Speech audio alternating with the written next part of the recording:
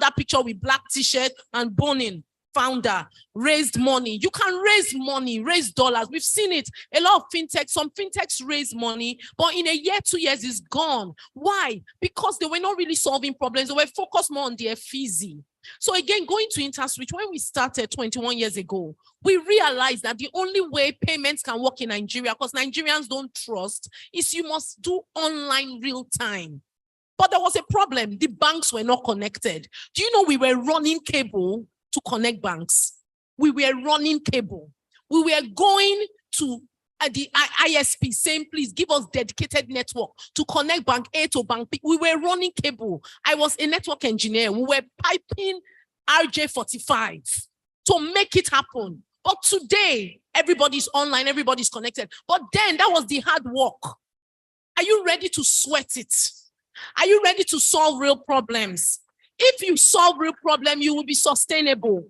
We go to Silicon Valley. Do you know what the foundation that they are building on? People's blood and sweat.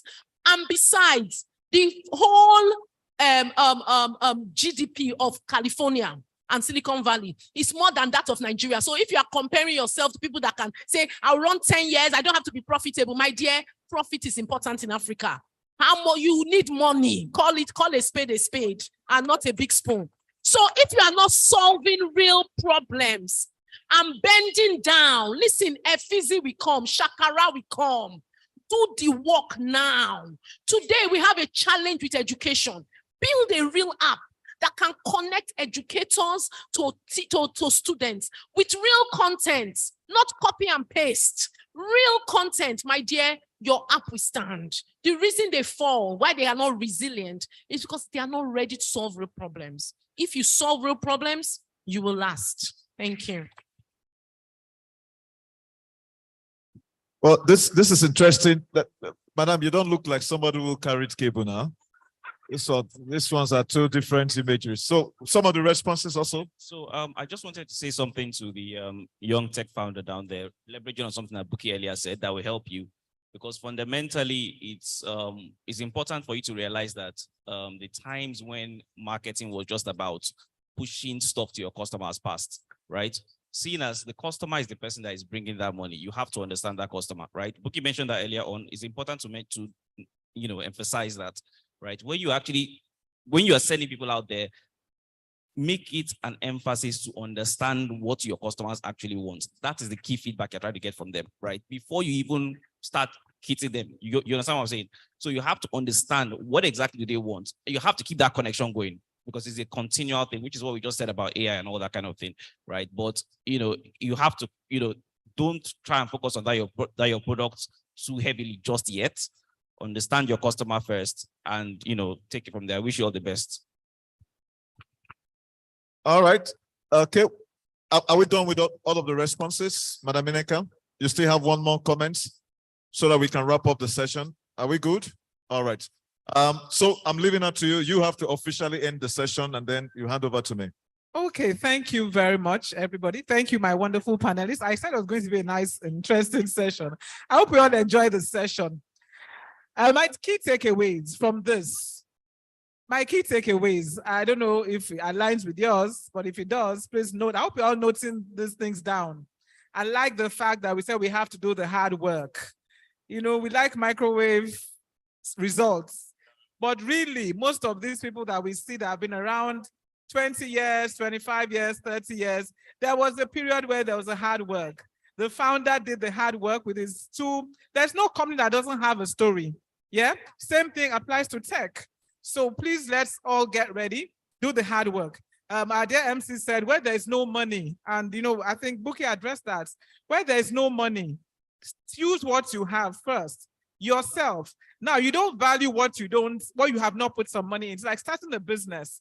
If you go to get tell somebody to fund your business 100%, you might, opt out at the slightest challenge. But if you have a stake in that thing, and when I say stake, I'm talking of financial stake, you will be committed to see that business succeed. The same thing applies to tech startup founders. Please, whatever you're doing, put something. They say, they tell us for women that, you can forgo that wig for, a while, forgo that handbag.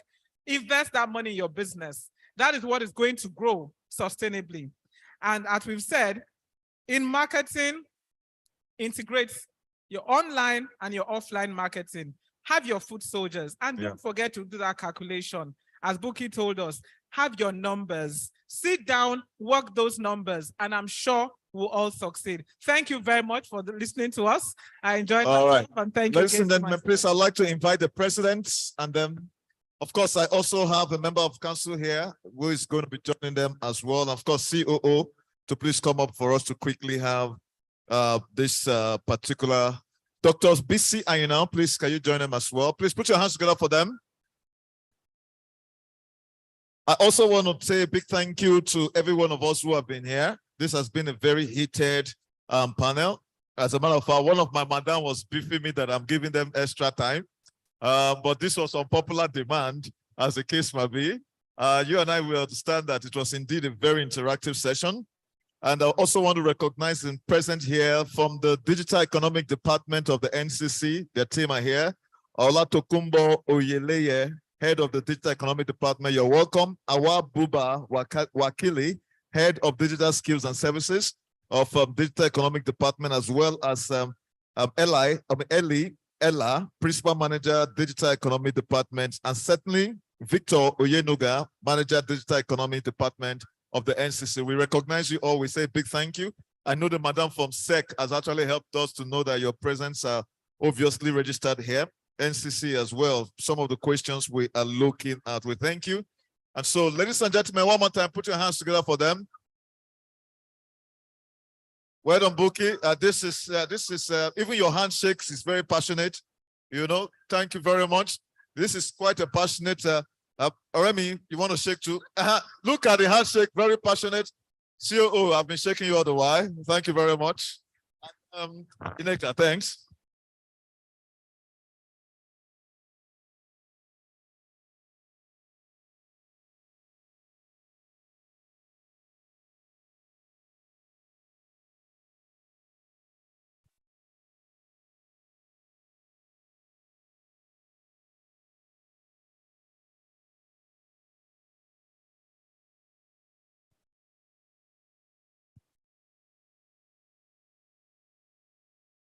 Ladies and gentlemen, please hold on. I have a short message I want to speak, but I'm going to speak through the voice of my COO. Please, can you put your hands together for Dr. Babatunde? It's important you mention this fact.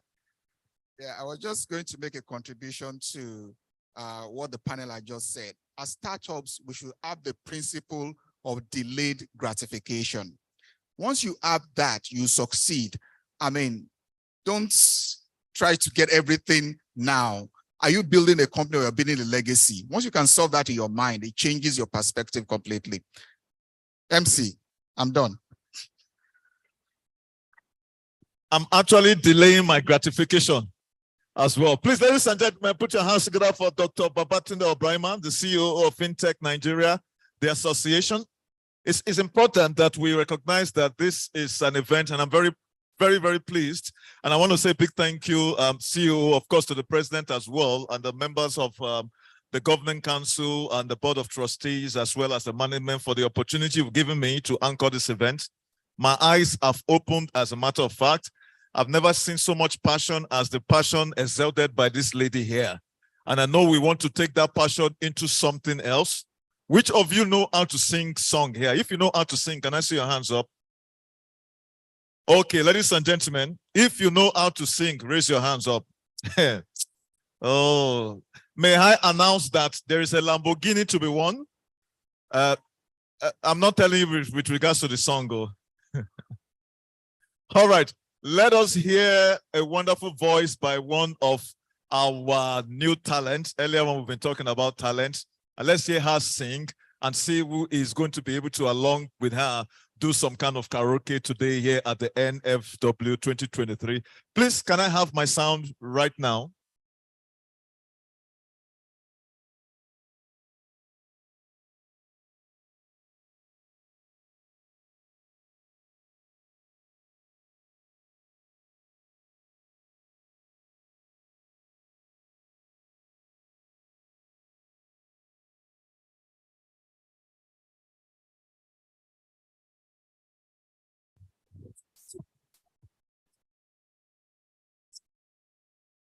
Who can do this move?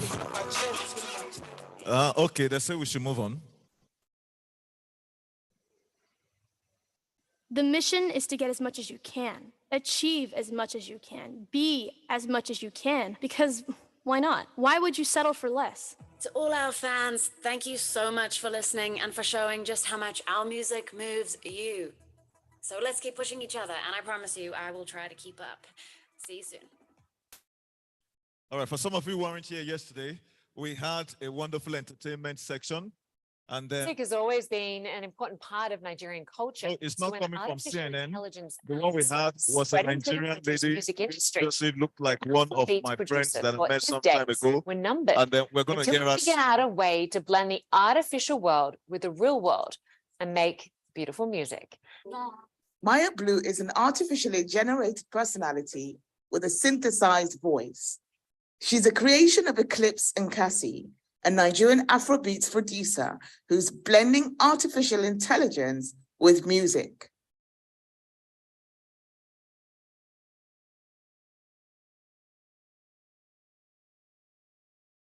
Hi everyone, it's your girl Maya Blue, your favorite AI singer, and this is my cover of Conte by Davido.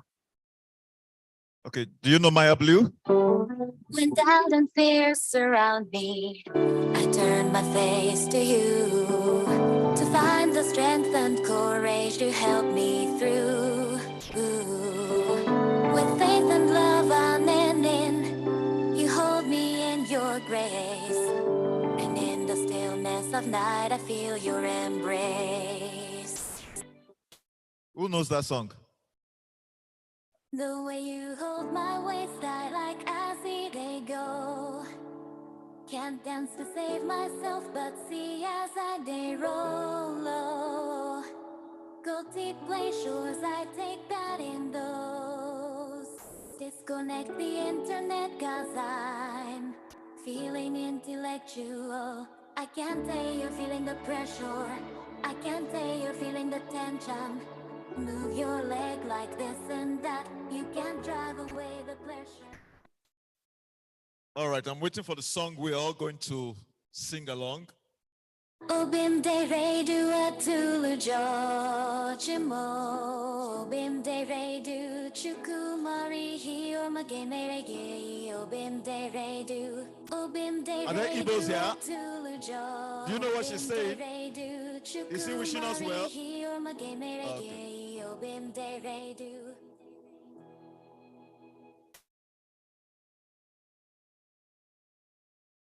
There's one song that's quite popular that she's going to sing. Is it Lele? I mean Lele.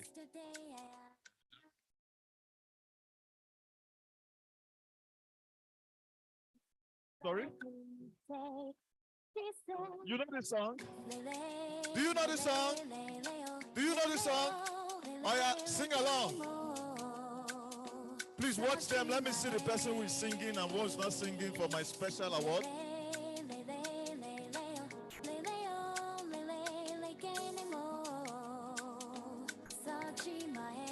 No, I'm not meant to sing. I'm just supposed to watch. Is that the last one? Fantastic. Ladies and gentlemen, please can you put your hands together for Maya Blue? And it looks like some of us didn't even get that particular drift.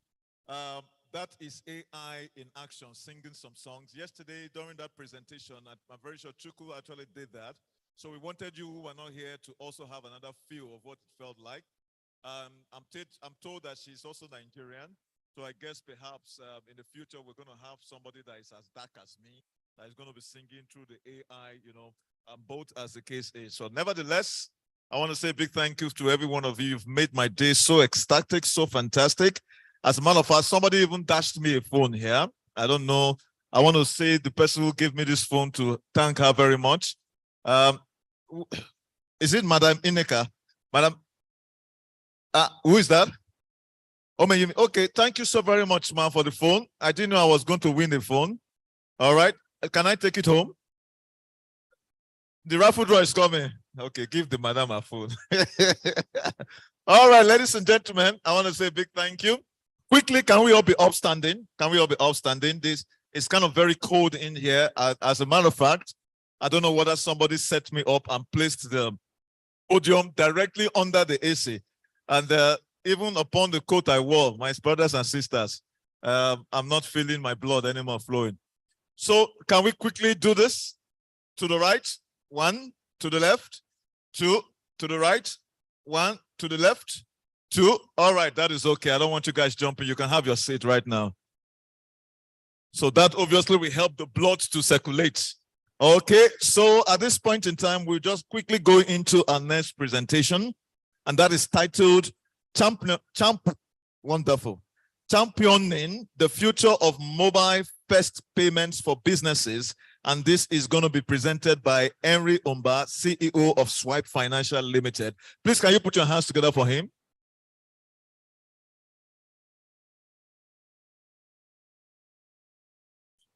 Yeah, really cool. Thank you so much. Good afternoon, everyone. My name is Henry Omba, like that's shown on the screen. I'm here from Swipe Financial Services, and I'm here to present to you basically what our startup has been up to in the past couple of months, basically. So I'll just go right into it.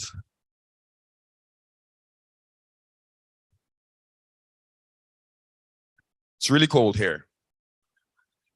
Right. As in, I should have worn a jacket or something. Okay, let's move around. I'm good. Thank you.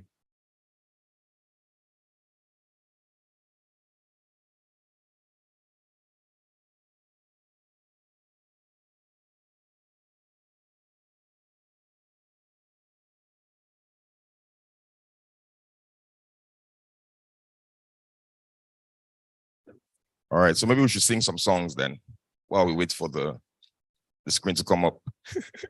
All right, so I'll just run right through to it. Basically, we're Swipe. We built a payment solution that enables businesses to receive payments from their customers seamlessly. Now, what Swipe does is that it turns your phone into a POS terminal. So basically, you don't have to worry about the stress of getting POS terminals from the banks or purchasing POS terminals or having those issues that come up with, receipt printing, declined transactions, chargebacks, and all that. So we're targeting, sorry.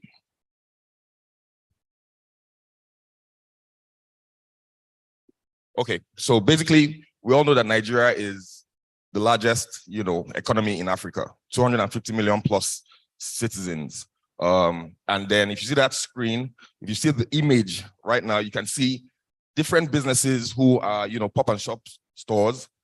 And a bank will typically not go to these stores to say, okay, I want to give you a POS terminal. Why? Because 1, POS terminals are expensive. 2, the return on investment on one terminal can take you up to 3 years. Now, if I start a mobile phone selling business, how in the world am I supposed to expect to pay for a terminal that will give me return on investment in 3 years? So what we're doing with Swipe is that we're building an easy solution that allows merchants to turn their phones into a POS terminal. And how do we do that? Now you download the app from the Play Store, you install the app, you sign up in 3 minutes, and then your phone automatically becomes a POS. Now, what we've done at Swipe is we've also built in several payment channels or several payment methods. So basically you can tap to pay with your phone. You can also pay with your debit card. You can also have transfers done to your wallet and also use the USSD option. So again, to give some facts, addressable market size is about 38. I don't know why this thing keeps, okay. Addressable market size is about 38.4 small, medium businesses. 38.4 small, medium businesses, million in Nigeria, right? Now, the large untapped market is saying POS terminals that have been deployed is about 1.8 million terminals. NIBS provided the source, right? So that means 5% of SMEs in Nigeria are likely to have POS terminals for their businesses. Now, we know that POS terminals cannot bridge the gap, right? Because 1, they're high purchasing cost. The cost of maintaining POS terminals, you have to send somebody to physically go to a location to troubleshoot the device, to reinstall or whatever, or do whatever, change paper roll and all that stuff. It costs money. Now, we also know that these POS terminals cannot give you proper reconciliation. So if I have a business and people pay me through different payment methods, maybe transfer, debit card and all that, I have to go and, check my bank statements, look for the paper receipts to reconcile my transactions. Now, what we've done with Swipe is that all this is a thing of the past. On Swipe, all your transactions are done in one place and at the same time. Now, like I mentioned, low wait time for return on investment. You buy a POS terminal of 150K. How long will it take for you to recover that cost? Okay. Now, we also know that there's been cases of chargebacks.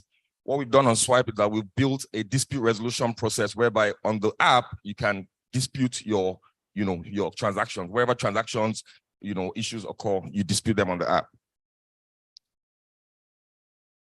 All right, so basically, like I mentioned, what we're trying to do is we're starting Swipe with a mobile-first approach. That means bring your own smartphone. We convert your smartphone can be converted into a POS terminal, right? And then you have different payment options which your customers can pay you with. And then we make it super easy for SMEs to run their business anytime, anywhere. So I don't have to worry about, calling the banks. The bank will tell me I have to at least have a transaction count of maybe 5 million a month before they can give me a terminal. That's gone. All right, so what are the barriers to entry for SMEs that making it easier for them to receive electronic payments? One, businesses can sign up on the Swipe app in less than 3 minutes. So there's providing affordable transaction charges and competitive rates. We have one-on-one customer support, with seamless accounting and reconciliation tool for SMEs, and optimized processes, systems, and engineering, and strong infrastructure management. So basically, we're riding on a very robust infrastructure powered by Parkway, right? Now, also, there's ease and speed of transacting, and also, like I mentioned, eliminating the cost associated with purchasing POS hardware. The one solution we're trying to solve is we're trying to reduce the cost of people, of businesses being able to purchase terminals or devices for receiving payments. Now, what would enable Swipe drive is, obviously, we know the CBN cashless policy drive is going on. The reduced cash withdrawal limits, the policy enforcement, the quality standards, and fraud prevention. These are the regulatory shifts that are creating a very conducive environment for e-payments and inevitably for Swipe as well. All right, so in an emerging market, our product superiority will set us apart. Now, what is this product? Our unique selling point is basically converting your smartphone into a POS terminal, and then you have multiple payment options. So if I go to a store and maybe I try to do a transfer and that fails, I can use my bank card or I can use the USSD option. That's all available on Swipe. And then business intelligence and reporting. So basically on the portal, you can see all your transactions. You can see the trend of how much has been paid to you and what your returns are. So Swipe is a spin-off of Parkway. Parkway is Nigeria's leading fintech infrastructure as a service provider. And then we're building on a solid foundation. Parkway started in 2004. I'll leave the Parkway team to speak on this. All right, so we're telling businesses, choose how you want to get paid, both online and in person. You can either sell your business with a phone or sell your business online, because Swipe also has a payment gateway, similar to Flutterwave on Paystack. And then you can sell with a small PIN pad, very low cost. What this does is that you can connect your phone with the Bluetooth, connected to a PIN pad that also has an NFC option. And then your customers can either tap on that device. So basically we launched last month, and in that month we've aggregated about 1,000 businesses. Thank you. Thank you. You can clap now. All right, so as a closing remark, what we're trying to do at Swipe is we're on a mission to transform the payment experience for businesses across the continent, one merchant at a time. Thank you.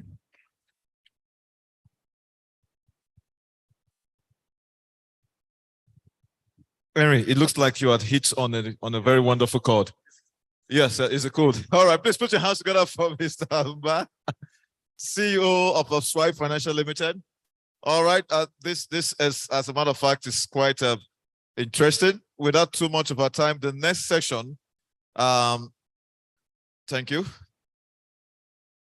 Okay, we will manage this. As a matter of fact, this is part of the reason why some of us are not jackbarring to Canada, because I don't know how we are going to be able to put off those winter jackets and all that, and then somebody just freezes, Well, thank you so very much, Mr. Henry. And as a matter of fact, some of the challenges comes up with also new innovations. And I think that's always what life is about. One step ahead after the sweats and the tears and the blood, we still have another step to go in. So life is more like the different layers of an onion. And you obviously have to keep peeling until we're able to conclude our pilgrimage here on earth. But we must be able to leave impact, which is what matters most. At this point in time, it gives me great joy because this is one panel that I'm very excited about. I'm excited because it's important. If we get the agricultural sector right, we will be able to feed ourselves, and perhaps, who knows, 1 naira will be equal to $1. And that is sort of him we are all looking forward to. Digitizing agricultural value chain, the way forward, is the topic or the focus of this particular panel. And to help me moderate this session is no other person than our COO of the Fintech Association of Nigeria, Dr. Babatunde Obrima. Please, can you put your hands together for him? The more you clap, the more you might win the phone. And of course, to join him on the podium, I would like to introduce Ms. Ruskiyat Titilola Badmons, Technical Advisor of GIZ Global Projects, promotion of agricultural finance for agri-based enterprises in rural areas. Is she here right now? I want to believe. Okay, she's joining online. This is impressive. I was looking forward to meeting her physically, but nevertheless, we are in a digital age. And we have Dr. Farmer Samson Ogole, team lead of a Farm Lab. Please, can we put our hands together for him? Okay, you don't look like a farmer. So are you sure that you're not an IT man? All right, you're welcome very much, Farmer Samson. This is quite impressive. PhD holder, as a matter of fact. And of course, to join them is Mr. Adeni Adenuga, Commercial Manager of Apex. Please, can you put your hands together for him? We need to know exactly how those commodities actually work and what we need to do in terms of those transactions. And this, as a matter of fact, will be the individuals who obviously will make up this panel. And I'll be handing over to Dr. Obrima, who understands that within the next 45 minutes, we'll wrap up the session. Over to you, sir. Okay, good morning, everybody. Is it afternoon? So good afternoon, everybody. Who had smartphone for breakfast?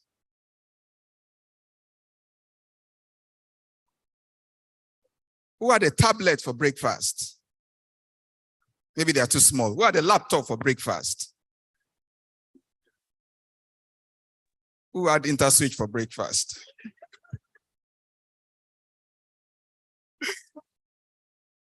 If you don't eat, you can't innovate. You can't even think. So this is the most important discussion we're going to have today. So 60% of our population are engaged in agricultural production, right? But we can't feed ourselves. So there's something fundamentally wrong. Netherlands has about 46,000 square kilometers. That's smaller than Oyo State. And they're the second largest producer, second largest exporter of food in the world. Nigeria has 931,000 square kilometers, but we can't feed ourselves. So it's not about land. It's technology. So we need a complete paradigm shift in how we solve our food problem, because population is growing faster than food production. So we need to start looking at things from a different perspective. And some people will come and say GMO. It's because they have no knowledge. The rice we eat today or the maize we eat today was not the same that was produced 100 years ago. There's been a lot of work in terms of breeding that has gone into it. But then at the point in time, technology is taking over that. When it takes you 10 years to breed, you can do it in 1 year because technology can change it. So the fact that it's done in the lab doesn't remove the fact that it's still rice or it's still maize or it's still potato or it's still tomato or whatever it is. So today we'll be looking at how can we use technology to drive food production. And I think I have the best people to talk about it today. Farmer Samson. So you say it doesn't look like a farmer. Yes, farming has to be sexy, right? We give the wrong impression about the agricultural sector by when you go to school, the agricultural textbook has a man with a hoe and a cutlass. It's a wrong perspective. We need to start changing that perspective. They should introduce him. Well, I will introduce him. He has trained over 10,000 young people on, let's clap for him. It's called Learn, Work, and Earn. You learn how to grow soilless. While working, you also earn, I think, $50 a month while there. And there's free accommodation, there's everything, you know. And I think right now there are 240 greenhouses. 240 greenhouses. They're turning a village into a city. You need to go there and see what they're doing in Ogun State. It's awesome. It's unbelievable. So he's going to talk more about what he's doing, you know, and Holly's from Apex. Interesting enough, there's a partnership going on secretly between Apex and so maybe we'll hear the secret today. And Apex is helping farmers, working with farmers, building greenhouse warehouses, helping them to work. And now they have Apex, they have ComEx, which is the first commodity exchange in Nigeria.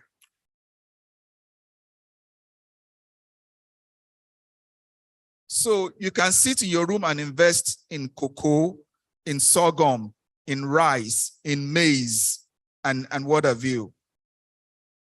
And farmers are getting good value for their produce. So I can, what's it called? They are helping to solve post-harvest losses for farmers. And production also. I mean, so we'll talk a lot more about what they're doing. So we're trying to do, how do we, you know, a lot of us want to, everybody's starting up. Everyone wants to get into payment, or into lending. But guess what? Insurance is just 3% from what they told us. We can't feed ourselves.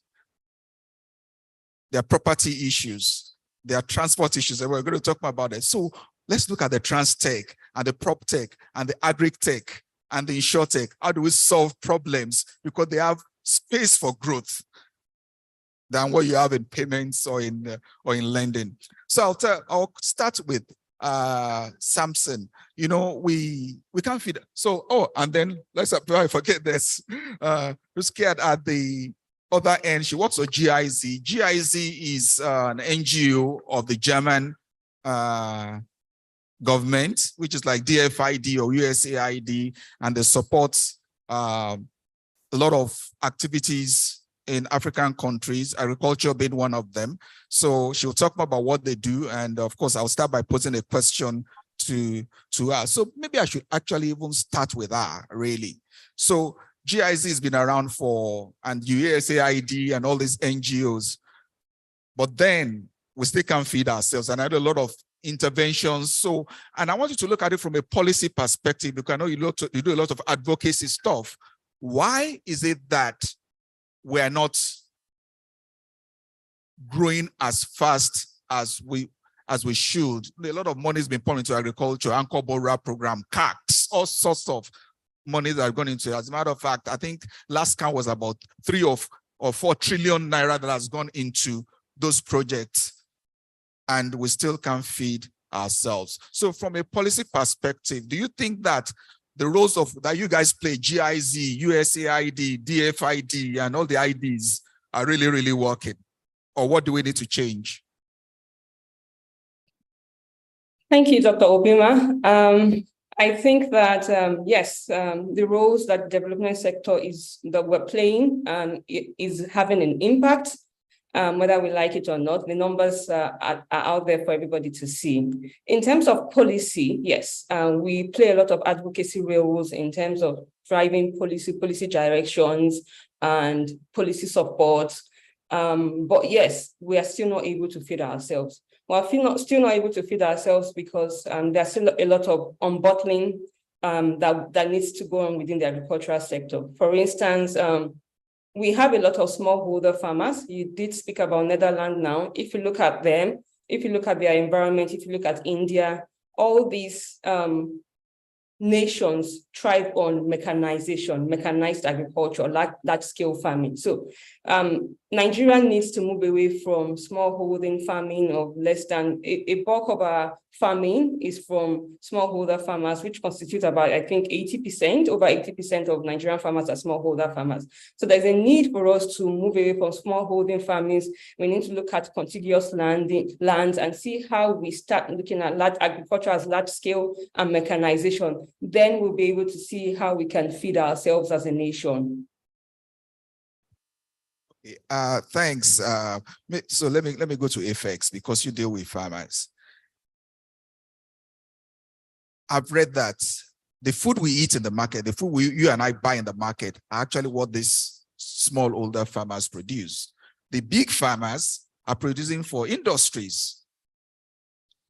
So they still play a significant role. In your experience, how can we scale all of this? Maybe I'll give you some interesting data. Nigeria produces about 63 million tons of cassava every year. We're the largest producer of cassava. But guess what? Only 1.8 million tons gets to industries. Because what? We eat everything. So that means that what the industrial people are producing must still not even be enough if we are consuming 90% of the cassava that is produced. And guess what? Cassava is a crop that can drastically change a whole lot of stuff. You can get syrup from it. You can get starch from it. You can get alcohol from it. So it's a crop that can save a lot of foreign exchange. So maybe I should go to, I know you don't, cassava is one of the crops you work on, but in your experience with farmers, I mean, so just look at it from a holistic point of view. How can we work with these farmers to increase production? So thank you very much, sir. So firstly, we appreciate that we are here, and it's very interesting to see the potentials that is there for agriculture and technology. Here in FX, this year we were recognized as the fastest growing company in Africa. And one of those things is the potential in agriculture. At FX, there is the joke that the SI unit is the small scale farmer. And we can attribute that to even the journey in FX. When we started in 2014, we started initially as a warehouse aggregating company. We worked with the Federal Ministry of Agri to issue the first e-warehouse receipts. And the idea behind that was that we discovered that even in our data, the small scale farmers are the ones feeding the country. About 85 or 80% of them cumulatively produce higher than all of the commercial farmers that you can think of in the country. So by default, they are the ones feeding us. And that informed why at FX we started up a strategy that the challenge with the small scale farmer is that when they plow the ground, plant, most of the time, that is where their resources stops. And when it's harvest, they just harvest and probably take to their house because that's where their resources stop. As a Yoruba guy, I don't know if I'm allowed, you will not hear the term word alamole. Somebody else who has the resources to go and meet the farmer will pay the farmer the worst price, not the best price. Take the goods from them and take it to the market. And it makes the profit that the farmer didn't make, who had toiled the ground for 6-9 months, depending on the commodity that they had planted. So what we did at FX is, across the country, we situated our warehouses closer to the farmer through our field extension officers. We identify, map them, put a warehouse very close to them. The idea is that with a bike, they are able to get their goods from the farm to the warehouse.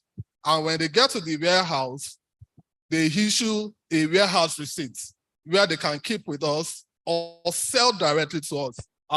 Furthermore into this conversation, I'll talk about our exchange platform. Thank God the Security and Exchange Commission is here. We are the first private sector company to be licensed to trade commodities as an exchange. And what that does is that the prices that the farmers would never see, they have access to it. They know a farmer can simply just go into the COMEX platform, look at the trading price of commodities, and is empowered with that price. So whether they are selling to us or selling to anybody in the market, they have a price gap. And that significantly had helped them to improve their production. That had helped them to even incentivize them. Some of the services that we are also been able to render to them is our input financing programs, where now that they know that where they will sell their goods is not the problem. Since market access is no more a challenge, they can focus directly and say, I can expand the size of my land and increase my production. And that's one of the ways we have been supporting the small-scale farmers in Nigeria. Thank you very much. So one of the challenges with farmers is that they don't get value for their produce. And Apex has been able to solve that problem by making sure that farmers get fair value for what they produce. One of the biggest challenges we've had is post-harvest losses. You'll be amazed that 60% of what farmers produce are destroyed, or they can't get them to the market on time. The cassava we're talking about, cassava has a 48-hour lifespan. Once you harvest it, if you don't process within 48 hours, it's gone. And cassava rots because infrastructure is bad. There are some communities that the vehicles come only once a week to load. And once your produce can't get on that vehicle, it's gone. Let me give you a bad one. Eggs from poultry farms go bad, that the farmers can't sell eggs and they have to bury the eggs. So there are a lot of issues that face agriculture, and those are problems that we need to solve. But guess what? What do you make mayonnaise from? Eggs. So why can't we start looking at how our poultry farmers will have small processing units to convert their eggs into powder and sell to the Nestle's and co who want to do mayonnaise? So there are a lot of things, so let me interesting, what's it called? In 1989, I did a study on biogenetics of sorghum. And I can use in vitro culture to grow sorghum and increase production. Nigeria then was the third largest producer of sorghum in the world. This is 1989. Now, it was successful in the lab, it wasn't successful on the field because it was a first trial. So, you start, you fail, and then you start again. But then my mind had grown beyond that. Sorghum and soybeans suffer from a problem called striga. Striga is a weed that kills them. So how do we solve the striga problem? Can we use genetic engineering to make some alterations so that the sorghum and soybeans will not produce strigol? Striga seeds are dormant seeds. They don't grow in any soil unless there's strigol in the soil. Sorghum and soybeans produce strigol. So when you plant them in the soil where striga is sitting, it destroys everything. I never got to do that study. I ended up in banking because when I told everybody what I wanted to do, they thought I was mad. So that's why Samson is laughing because he understands what I'm talking about. So Samson, tell us, what are you doing at Soilless Lab? Soilless Lab. That means that it grows without soil.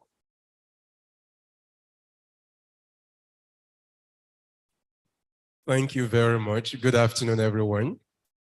Yeah, I'm a farmer. My daddy that was asking if he's a farmer, full-time farmer. I have no other occupation. Now, what we are doing at Soilless Farm Lab is first and foremost, we want to remove the seasonality in food production. One of the reasons why food is expensive is seasonality. There is a time when everybody can afford tomatoes. There is a time everybody can buy maize. Then there will be a time in the year everybody cannot buy maize.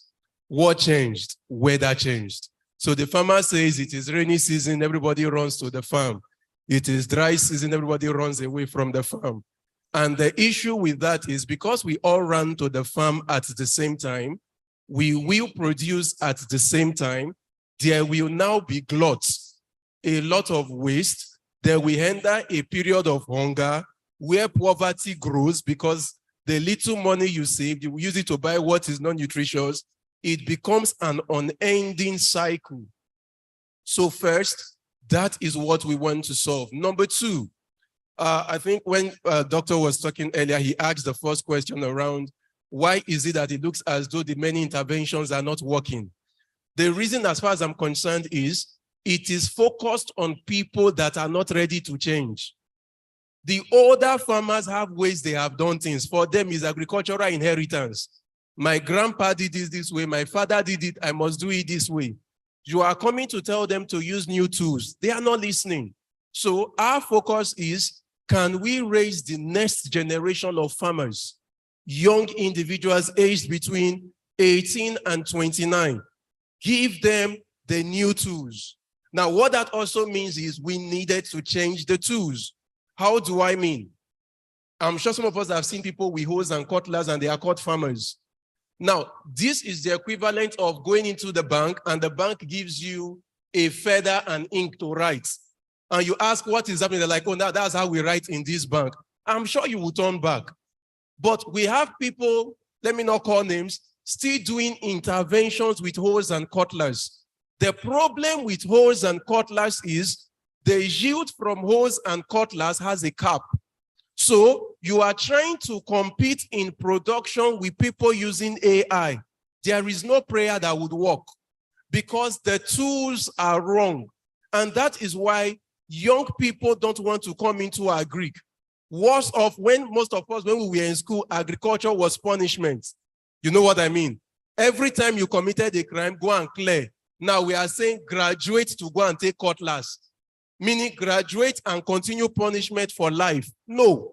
So there is a need, or there was a need for us to intentionally change the tools.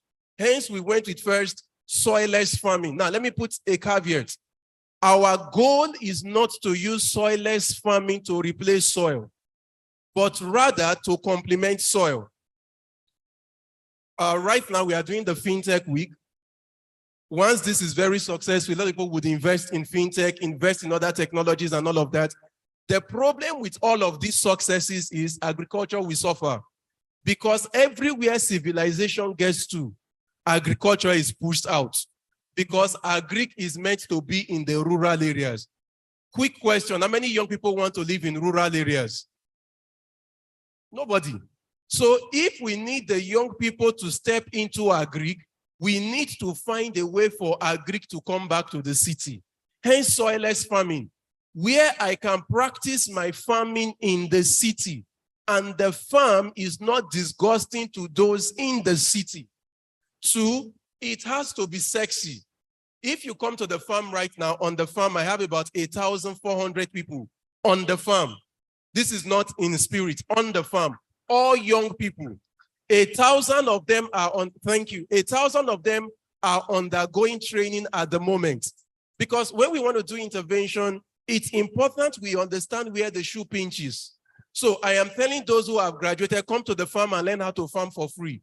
Majority of those that are coming are almost giving up in life. So it means feeding is an issue. It means shelter is an issue. If I say come and learn and pay, if they had money to pay, they would have used it to start something. So we say come for free. We give you free accommodation. We know that is not enough. At the end of every month, we pay them a stipend, about $50 every month. We train them for 3 months. When we are done, to piggyback on what my brother said, we then set up greenhouses for them and say, manage these greenhouses. We will offtake and sell. Yes, they are smallholder farmer, but what makes them different from the norm? Because they are using technology, their yield per square meter is more. Now, this is what it means. Let me put it in simple terms. A traditional farmer in Nigeria gets 5 tons of tomatoes per hectare. 5 tons, 5,000 kilograms. A farmer in just South Africa gets 60 tons, 60,000 kilograms. How will you compete? In Netherlands, they are getting over 120 tons. Yet we say we are in the same world. No, we are not. So we need to ensure that the smallholder farmer must be able to increase yield. And that takes me to the other part you talked about a lot, because I know when doctor said GMO, a lot of faces went like that cannot be said here.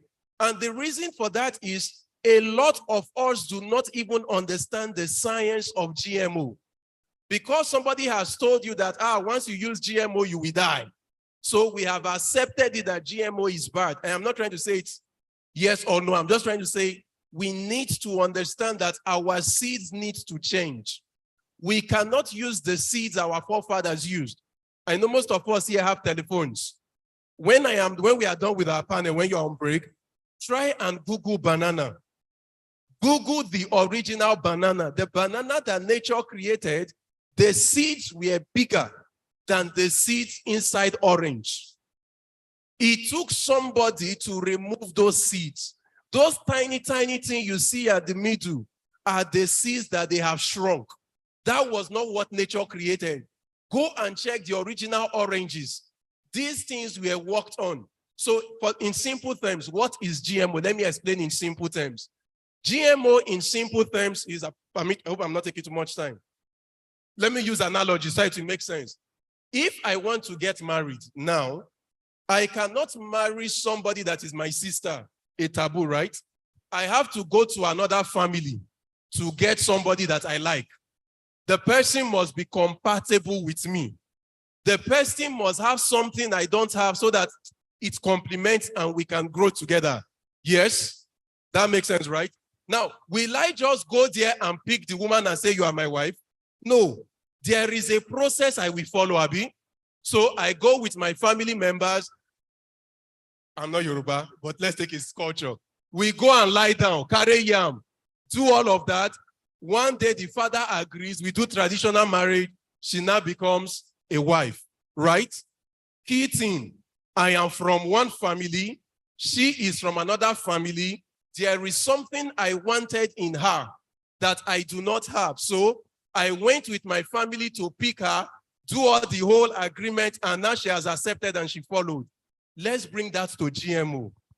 There is a plant that you have, but this plant, let's use a simple example. I want to grow it in Kaduna, and I realized that in Kaduna, there is no rain, but this plant likes water.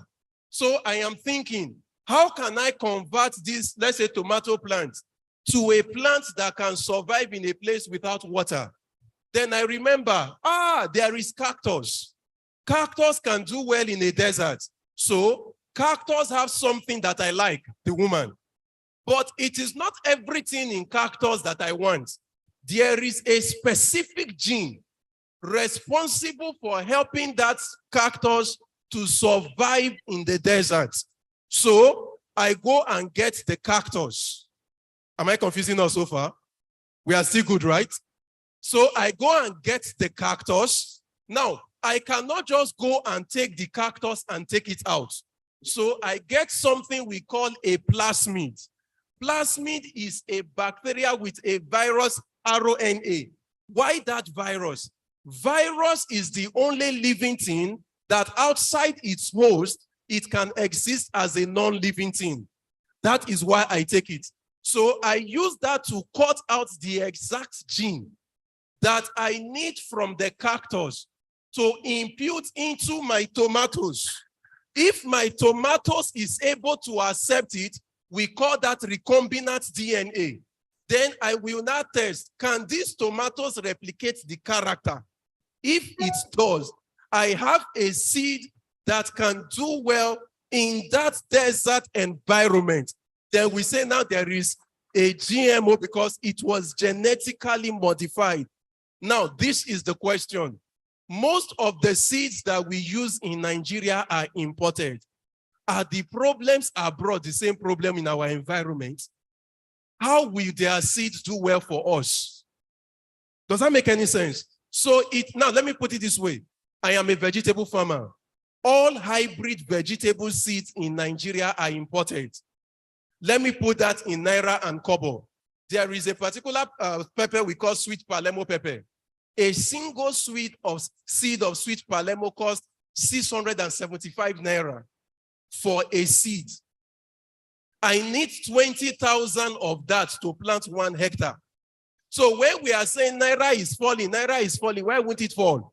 Because every time you buy bell pepper, money went out of the country. Anytime you buy beef stick tomatoes, lettuce, pak choy, celery, parsley, money is going out of the country. Can we start providing these seeds locally? This cannot be done if we don't apply technology. I will pause here. Thank you.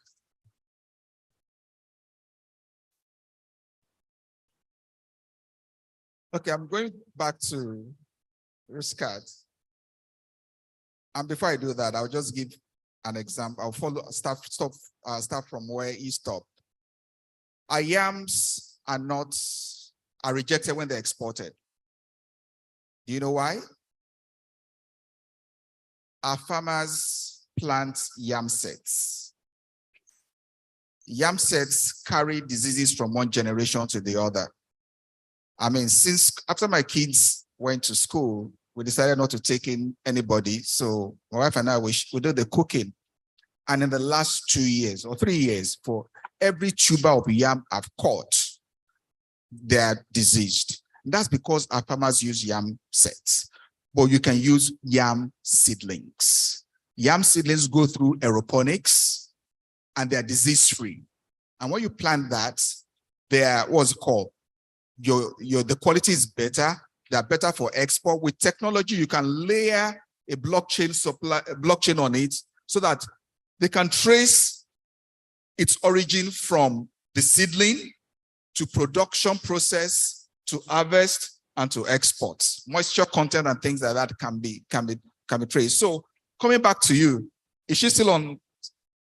Yes. So GIZ and the others, how can you help with education, of farmers? I think that's a big challenge that we have in terms of farmers accepting new technologies. I will tell you, it was a huge challenge to get farmers to accept yellow maize in Nigeria. Pap is white. How can you drink yellow pap? It was a huge challenge. But when they saw that those who are growing the yellow ones are making more money, they adjusted. So how can we deal with that problem? Because I know that you people do a lot when it comes to training farmers and things like that. How can we change the perspective? Because we can't feed ourselves with this level of production. There has to be a complete paradigm shift. How can we solve that problem? Thank you very much, Doctor. Once again, my name is Ruskiat. I work with GIZ. GIZ, Nigeria and ECOWAS, has been in Nigeria since 1974. We are basically the development agency commissioned by the Federal Ministry of Economic Cooperation and Development, BMZ. And currently in Nigeria, we have over 25 projects in Nigeria and ECOWAS that is being implemented, covering different spheres. Within the agricultural space, I like what Farmer Sampson said, speaking about seedlings. And, it's quite right. One of our intervention of focus has been on, we've been working in Plateau State on potato, and we have 4 varieties of seedlings that have been approved and that have been certified by the Nigeria Agricultural Seeds Council that has been launched in Plateau State. So yes, these are the type of supports that development agencies try to do, that GIZ is doing. We try to look at how can we improve innovations, research, pilot, testing new things, all aimed at increasing productivity and efficiency of smallholder farmers. And to what Dr. Obima said now, in terms of education, we do a lot in terms of empowerment through education. We have training programs both on the financial space and on good agricultural practices via various projects of GIZ. For instance, we have the Green Innovation Center that does a lot of training on good agricultural practices. We have such training programs are like the Farmer Business School, the Contract Farming School, and the SME Loop. These are innovations that have been in existence for over 10 years, and we have not large numbers of farmers that have been trained. On this financial space also, we have programs like AgFin that we really build farmers' digital literacy and financial literacy to understand how access to finance can really improve their productivity and efficiency, not making them bankrupt. So we're doing a lot in terms of empowerment through education and building capacity of smallholder farmers. I also wanted to speak out on seedlings also. You also spoke about vitamin A maize, and we also work with other programs trying to improve acceptance of vitamin A maize. We look at cassava, we also look at rice. So behavioral change takes a lot, and we recognize that for us to be self-sustainable, like Farmer Sampson also said, there's this ideology of old farmers wanting to retain in their knowledge, but we still think that, yes, behavioral change takes time, but we need to continue with it. So we do lots of capacity building, both on good agricultural practices and also finance, whilst also focusing on innovation. So when we see opportunities where there are new things, for instance, new innovation, new concept, new technologies, we have matching grant opportunities. We have that you can make a proposition, we look at it and see how we can test that new innovation. Thank you. Thank you. So there are a lot of opportunities within the agri-tech space. So how do we solve literacy issues using technology, for the farmers? How do we provide funding for them using technology? I mean, I know that when Dr. Adeshina was the Minister of Agriculture, farmers were able to get phones and they were able to activate it when they got fertilizers and they got discounts for their fertilizers. So they are not as illiterate as you think that you think. So it's just for us to reach out to them. So maybe I'll go back to FX, since you deal with farmers across board. How can we solve this, use technology to solve some of the literacy issues and reaching out to farmers?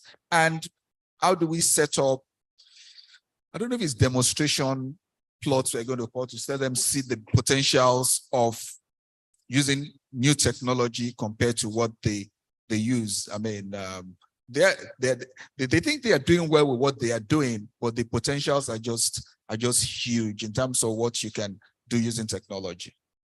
So what we are trying to build at AFEX is to build an ecosystem that has the capitals, that's the finance, infrastructure, and the farmers and the processor. So the idea of the exchange is that there will be the utilizer of the commodities that we trade in, maize, cocoa, cashew nut, and the likes, majority cash crops. And then there is the farmers who farm them. At the back of that exchange, there is also the investors who are not farmers, who are not processors. They don't need the physical commodities. They just want to edge on the price dynamics in the exchange. And those are the guys that provide the liquidity that is required in the agricultural chain, just like Samson said.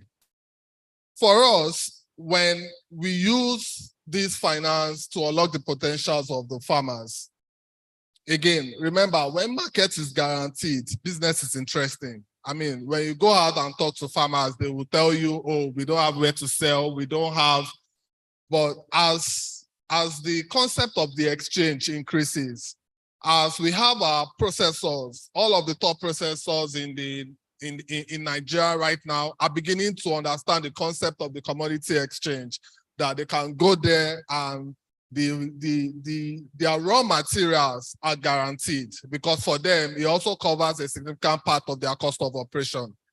And once farmers know that they won't have that challenge, it stimulates production, it increases productions, it even helps them to diversify.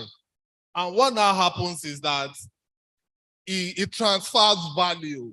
One of the things that we have discovered recently is the potential of knowledge in terms of data that we've been able to get in our interactions with farmers. It will be interesting to see that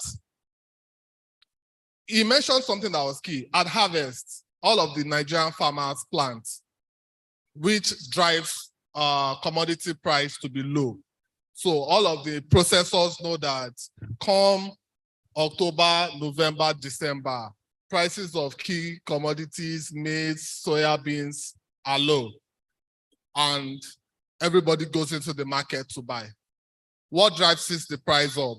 The moment these volumes start to leave the market, prices start to go up. Interestingly, processors also are limited because they only have finances for a limited, for maybe at best 4 or 5 months of production. So they themselves cannot buy everything that they need at that point in time. And that's one of the solutions that we have taken into the ecosystem by creating warehouses that at the end of the day, they can buy, store when they need. They now come back to the warehouse, pay the necessary charges, and then they don't have that scarcity that now happens later in the year. We all know what happened to the prices of maize this year, not just maize, across every other commodity.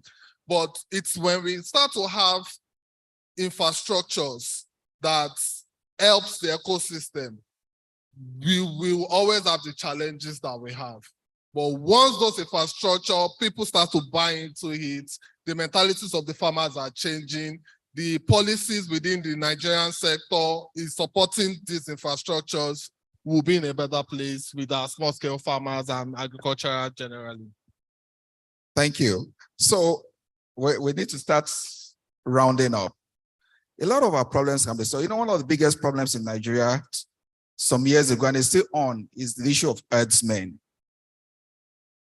But you know that if greenhouses are set up in all the states in the north, we employ young people using hydroponics, they can produce enough pasture for all the cattle. And with GPS and drones, pasture can be delivered to the herdsmen wherever they are located. So the mantra for the Soilers family is, if hunger is not seasonal, food production should not be seasonal. So we can predict they don't have to move from the north to the south. And the animals will gain better weight. They'll produce more milk because they are not moving around. There's a World Bank study, it's called Momo versus Leather.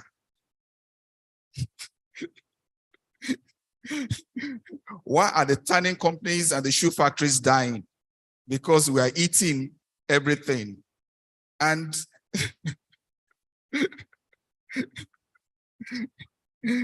when I was in university, a professor always said he went on a study, he was on sabbatical, and they asked him, do you have the data on the number of fishes caught in Nigerian water? And he's like, how will you get such data? And they said, from the fish heads. He said he laughed, and they wondered, he said, the fish head? The head of the fish is the sweetest part of the fish. Nobody. But really, look at the amount of effort you go through to eat the head of the fish. If there was enough, you probably would get rid of it, which is what happens in the Western world. They use them for fish feed meals. So there's a lot to be done in terms of food production. But one thing, as we round up, I want Samson to talk about vertical farming, city farming. How can you turn your house into food production? Produce your own vegetables, your own tomatoes, using vertical agriculture, because we're talking about technology here today. Thank you, sir. So yes, how can you turn your house into a vertical farm? First, you can use your wall. Your wall can be a farm. Now, let me say that vertical farming does not necessarily have to be soilless. It can be soil, you can just use your wall. And somebody's thinking, how will I use my wall? Some of us, I don't know what they call it now, but PVC pipes. That pipe that they use for toilet, whatever thingy. If you have access to that PVC pipe, follow me. It's very simple. If I take the PVC pipe and I stand it upwards, it means there is a hole at the middle that is facing up, Abi, and one is facing down. Now, you know I can pour soil inside the middle, right? If I decide to put holes by the side, big holes by the side of the pipe, I can plant my vegetables by that side of those holes. Will it grow? That's all. You've already done vertical farming. It's that simple. Another thing you can do is, a lot of us use take bottled water, all these PET bottles. If I take a PET bottle like this, let's say I have a sort of a fence that I am probably not trying to save. Take your water bottle, cut the base, just a little. Use a nail to attach your PET bottle to the wall. Fill this up with soil or any substrate. It can grow your plants. Can this grow tomatoes? Yes. The only difference is because this container is small, the root will be small. If the root is small, the shoot will be small. If the shoot is small, the number of tomato fruits will be few. Now, I can decide to have this lined up on the wall on each other, such that there is another one on top, another one on top, another one on top. That becomes my vertical farm. Another example is for those of us that like to take herbs. Excuse me. I remember those days, we used to have a shoe rack, those ones that you hang on wall and put your shoes. How many of us remember them? Those fine shoe racks. I can still buy the same shoe racks, hang them on wall, put your vegetable seeds inside. They will all grow. That is still vertical farming. If you don't want to do that, if you don't want to go vertical, a lot of us have flowers in our houses. I don't know why, and you are hungry. Those flower pots can be converted to vegetable pots, and you are still doing something in your house. Hope that makes sense. Quickly, Dr. Jimmy, good afternoon, sir. That was one of my lecturers in my days in Lautech years ago. Pleasure to see you, sir. Thank you, Daddy. Okay, and he's going to be moderating the next panel session, which is about to start right about now, sir. But CEO, you know you are the one that is signing my check.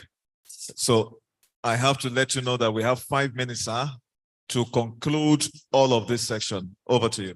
Okay, can we take any questions from the audience? We're going to take one question. Please give them the mic. No, we have to take more than one. People have to eat too. CEO, you have 5 minutes. You gave me authority. So I have the right to. So what we're going to do is this. We don't have too much time. We have to. Okay, quickly get to. Somebody said food security here. Okay, you have a question of food security. All right, quickly, please, quickly. Good afternoon. My name is Eno Samuel. Sir, you hinted on the issue of terrorism.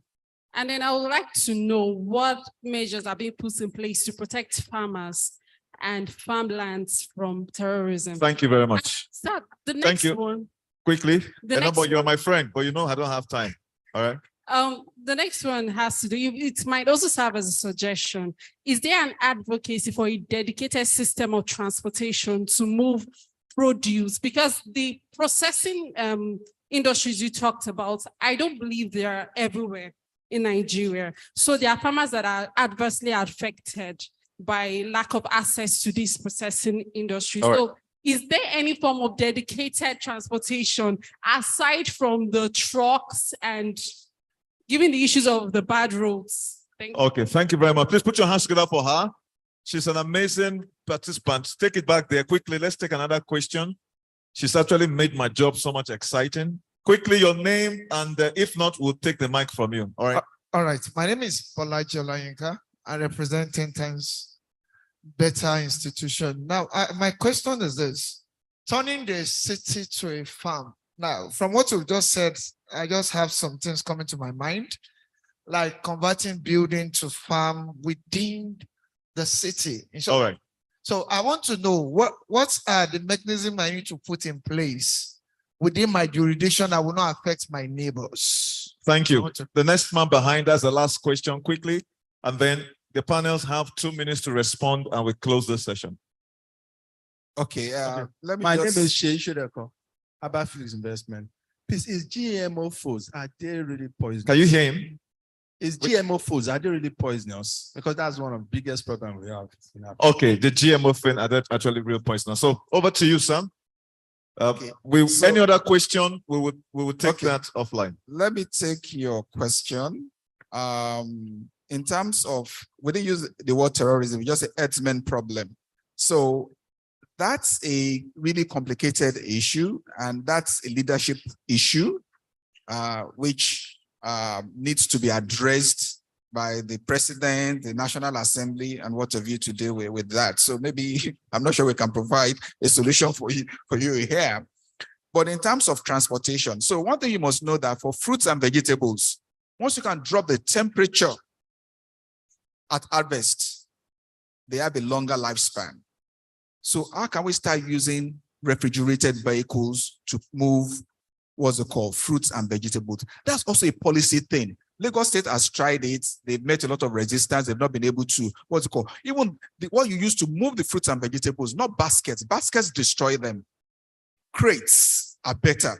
So there are a lot of things that need to come into, that we need to take as policy and implement to make things to happen. So the problem is that at leadership level, we're not taking the food issue seriously because we think that we can import everything. All right. Now we're suffering for it. Okay, so please go ahead on the... All right, thank you. Are GMO foods poisonous? That is not the right question, because it's like asking, are knives dangerous? Knife is about who uses it, right? GMO is a technology. I can, from what I explained, I can use GMO to package poison. I can also use GMO to do good. GMO is a technology, so we must differentiate technology from ethics. GMO as a technology is just a technology. Thank you. Thank you very much, ladies and gentlemen. You have any comments? Briefly, 30 seconds. So my comment will just go to the logistics, that one of the things we have been able to do is that due to the strength in storage, at logistics, we have been able to partner with logistics companies that now can work with us or have an idea of the kind of business or movement they will do throughout the year. So instead of when during harvest, everybody's looking for logistics, other companies know that out of harvest, since their goods are already in a warehouse, there is no pressure for logistics and their trucks can move. But unfortunately, you know, the road network is a Nigerian problem, but we hope that it gets better. Okay, we hear from Miss Badmos. Please, briefly, Miss Badmos. Thank you. I'll also say that, yes, as Jai said, we would continue supporting policy innovations, supporting collaborations. We're open to collaborating to improve food production in Nigeria. So yes, you can reach out to us. We're here. Thank you very much. We need the money. We need the money. We need the money. All right, please, ladies and gentlemen, can we put your hands together for them while I invite President to come up quickly, as well as Dr. Pisia, you know, for us to have a group picture. Why Miss Leila Ragasana, who is the fintech lead of Kigali International Finance Company, to be getting ready to speak for the next 10 minutes. She's going to be speaking on connecting people with opportunities across Africa and beyond, fintech in Rwanda. All right, ladies and gentlemen, please smile like farmers that perhaps use GMO for good. All right, that is the whole sense of it all. Thank you, ladies and gentlemen. Gentlemen, you can kindly go back to your seat while my next speaker, Ms. Ragasana, comes forth to make this presentation for the next 10 minutes. Thank you.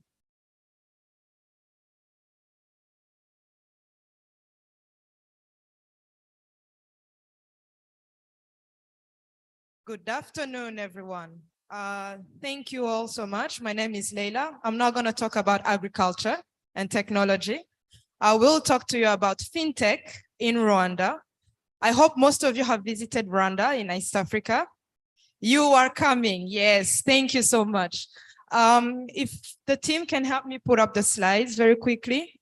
I'm going to talk to you about how to structure investments in Rwanda, more specifically within Fintech, and how you can actually grow your Fintechs in the East African community through Rwanda. Waiting for the slides.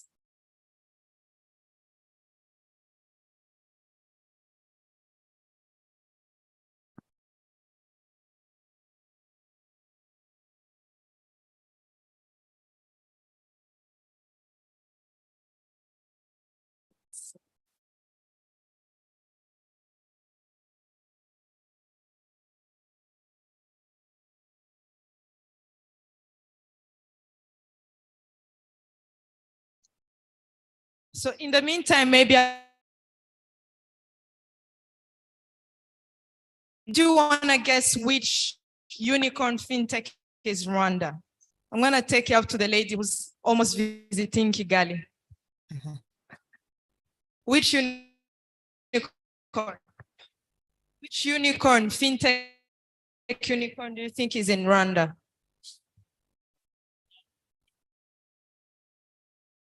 Anyone want to try? You mean founded in Rwanda or operates in Rwanda? No, the expanded Rwanda. Flutterwave? Done. Well, who wants to guess on the second one?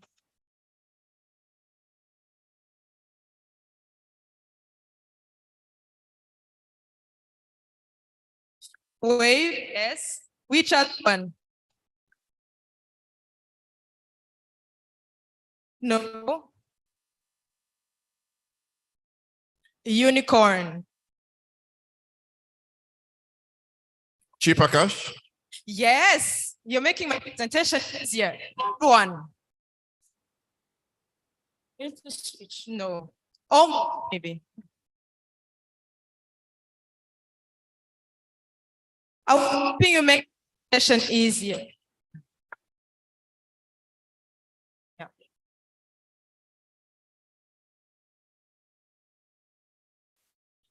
So, my question was related to these slides. I was going to ask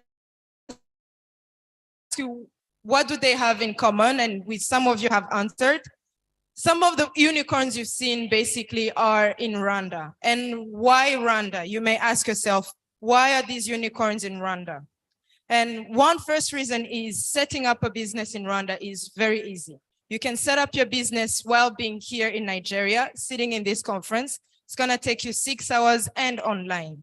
Another thing is setting up a business in Rwanda is actually free. So you can register online within 6 hours, have your documents set up, and you do it for free. And these unicorns have done it. And most of these unicorns are already working in Rwanda. And another thing that is actually relevant to Fintech is that obtaining a license between 1 month to 3 months, sometimes 1 month if you have all the documents. So just to tell you how everything is very fast if you're investing in Rwanda or investing through Rwanda, but in Africa. And beyond that, Rwanda is also one of the fastest economic growth of 8%. And of course, in that, I'm sure some of you have heard, is the second safest country in Africa on the continent. It's also a pan-activity. As what, and what does it mean as a Pan-African connectivity? So one is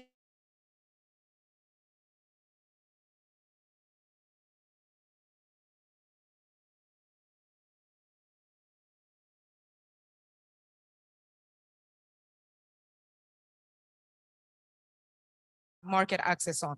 And in addition to that, you've always Rwanda being the small country that is landlocked. being landlocked is also an opportunity. We see it as a small market, but we see it as a Pan-African connectivity as an opportunity. And how is that? Being landlocked gives us the access to the East African community as well as the COMESA. So you have all the surroundings of countries such as Kenya, Uganda, DRC, and Burundi as a market access, and as well as the COMESA that touches now the sub-Saharan Africa. Thank you. And of course, I've taken you through safest and economy that's growing. Another thing is it's the 7th recognized globally as gender parity. My colleagues in the Nigerian FinTech Week have been showing you how women also matter in FinTech. So Rwanda is an advocate country for women. And in addition to that, in the politics as well, we have majority leaders, and in the government are women. And now looking at the Kigali International Financial Center is basically an ecosystem, building an ecosystem that is a financial hub. And one of the most priorities that we have at the Kigali International Financial Center is the FinTech.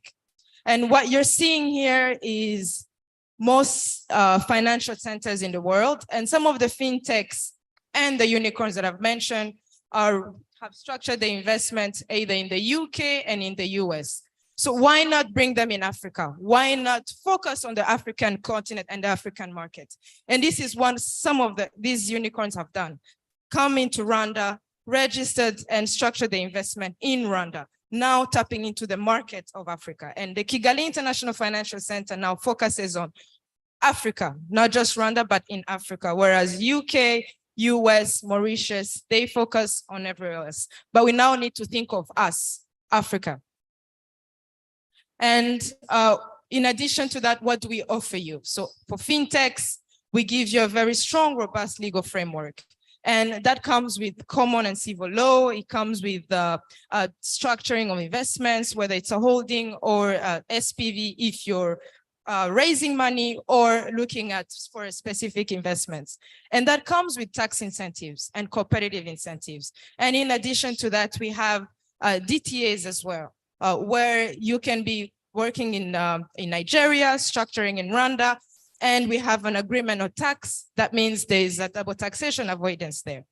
And of course, I've started with that, ease of operations. 6 hours to register, no restriction on foreign currency or repatriation of your capital gains as well. So what do we offer for FinTech?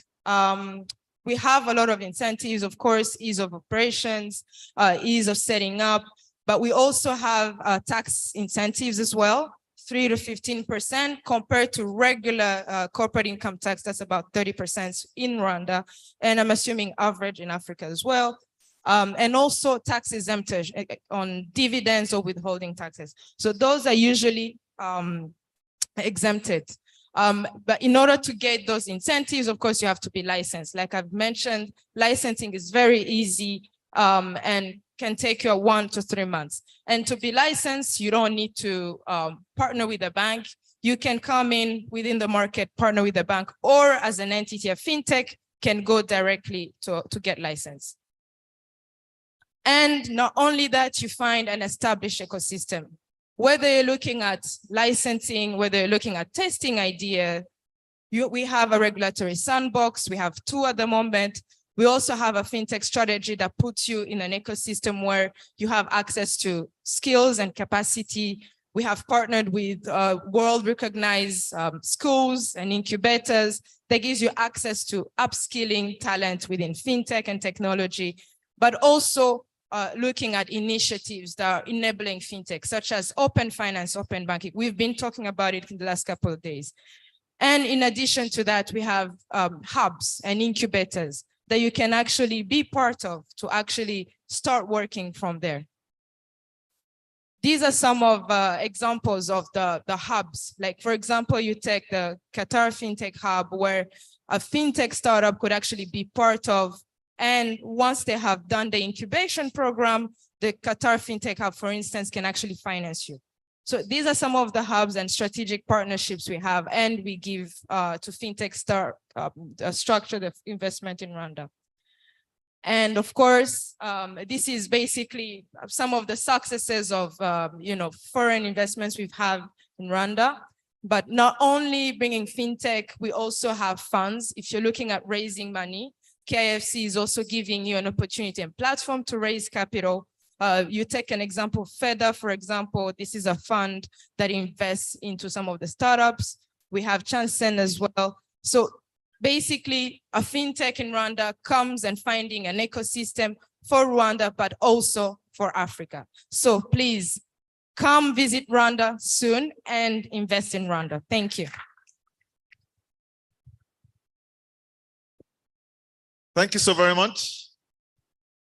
It's great to know that the government is obviously working with the women. It's the spirit of diversity. And imagine that today's focus is on diversification. All right, quickly, we are going to have our next. Okay, please, we'd like some pictures. Please, can you come up back up? I think this is Kenya picture. Let's have the COO and the president to please come up to join them. Uganda. Oh, pardon me. Why was I? Rwanda. You people should speak clearly. What did you say? Rwanda. Okay, Rwanda, please come up. Please put your hands together for Rwanda. Where did I think of Kenya and Uganda? All right, please come up. Quickly. All right. We want to make sure that we have this digital footprint. Let them know that all the way from Rwanda, we took very good care of them. As a matter of fact, we gave them extra time. All right. President, you need to smile the Rwandan smile. All right. Thank you very much, COO. Thank you so very much. Rakasana, this was a wonderful presentation. To speak on building for the future of African financial and banking financial services is no other person than the CEO of Parkway, Mr. Julius Amako. Please, can you put your hands up for him?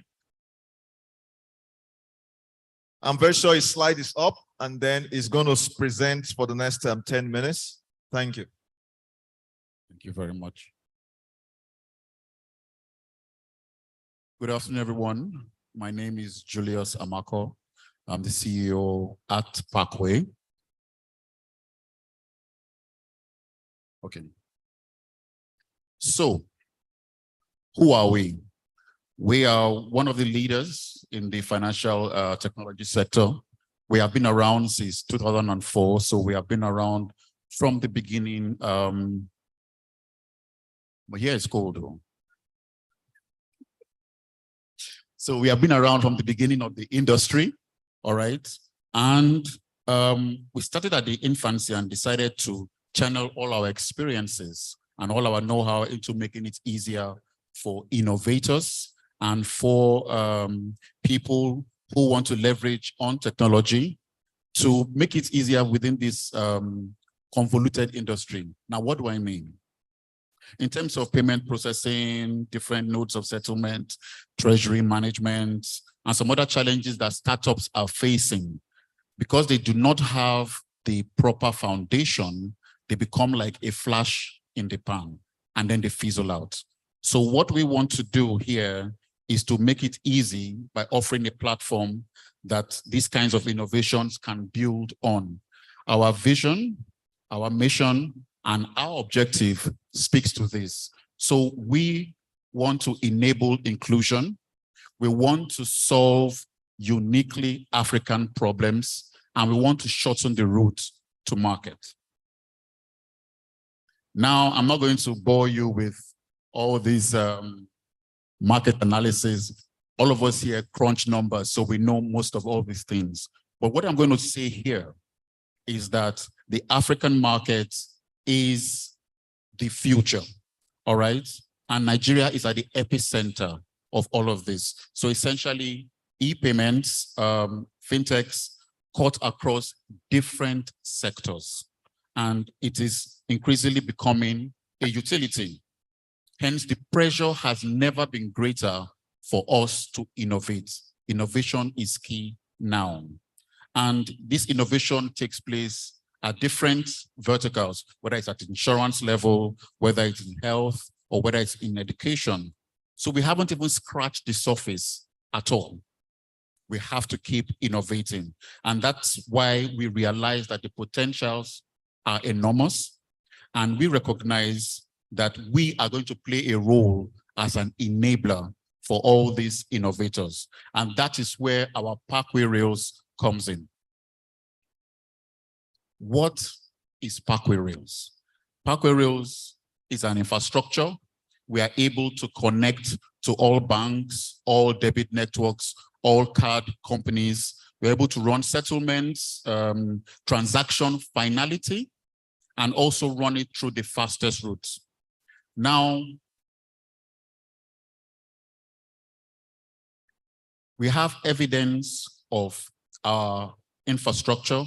We have the wallet system that allows us to store value for innovators in a secure and compliant manner that is compliant with CBN regulations, that allows faster transaction processing, even faster than the traditional accounts as we know today, while still being compliant with the CBN regulation. We have also layered developer-friendly APIs that shorten the route to market. Because we are developers also, we know what you need. So we make things a lot easier. So ease of use, and then short time to market. And then also, we have broken down all the complicated steps and made it very, very easy to use for developers. Some other reference implementations that we have also, our virtual accounts, our card services, e-payment also, and agency banking. These are all reference implementations of our Parkway Rails. And recently, we launched a new product, which is on our Parkway Rails, called the Parkway Wallet.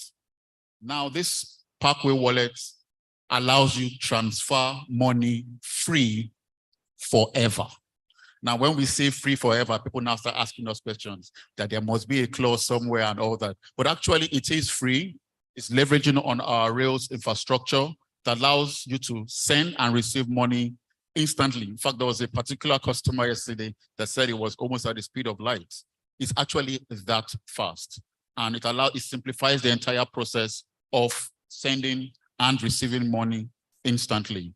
So these are one of the things that we have used to show the robustness of our infrastructure and allowing people to come on board our systems. The sectors that we are servicing include all of this. It includes the health, the banking, education, agriculture, entertainment, hospitality, gaming, transportation, e-commerce, and much more.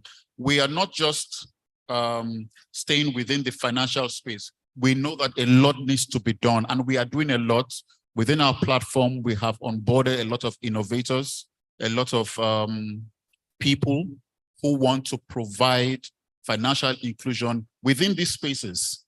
We have reference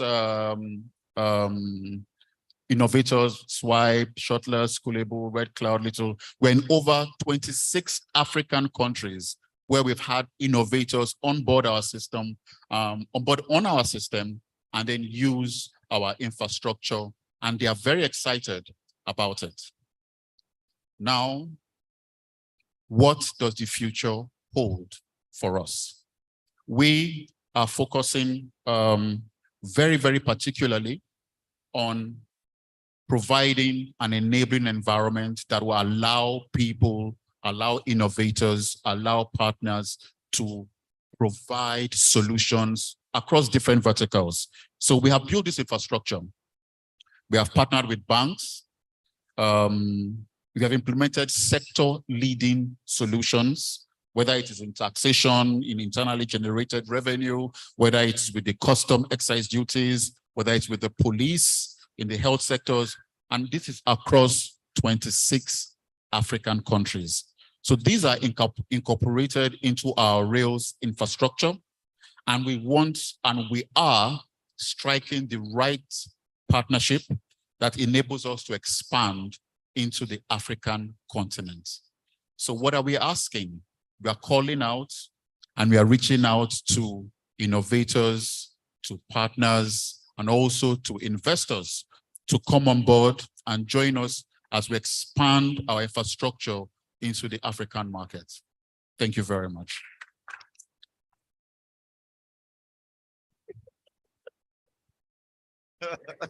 Thank you very much, Julius. Now you know what I'm going through. That is Parkway for you. I mean, an organization that is a key player in the industry, of course, in terms of impact as well. They have done so well. I want to say a big thank you so very much to Mr. Julius Amakop, the CEO of Parkway. At this point in time, ladies and gentlemen, we will go into our final session before we go for lunch. And after lunch, we are back to have the last aspect of the program that is going to wrap up the 2023 edition of the Nigerian Fintech Week.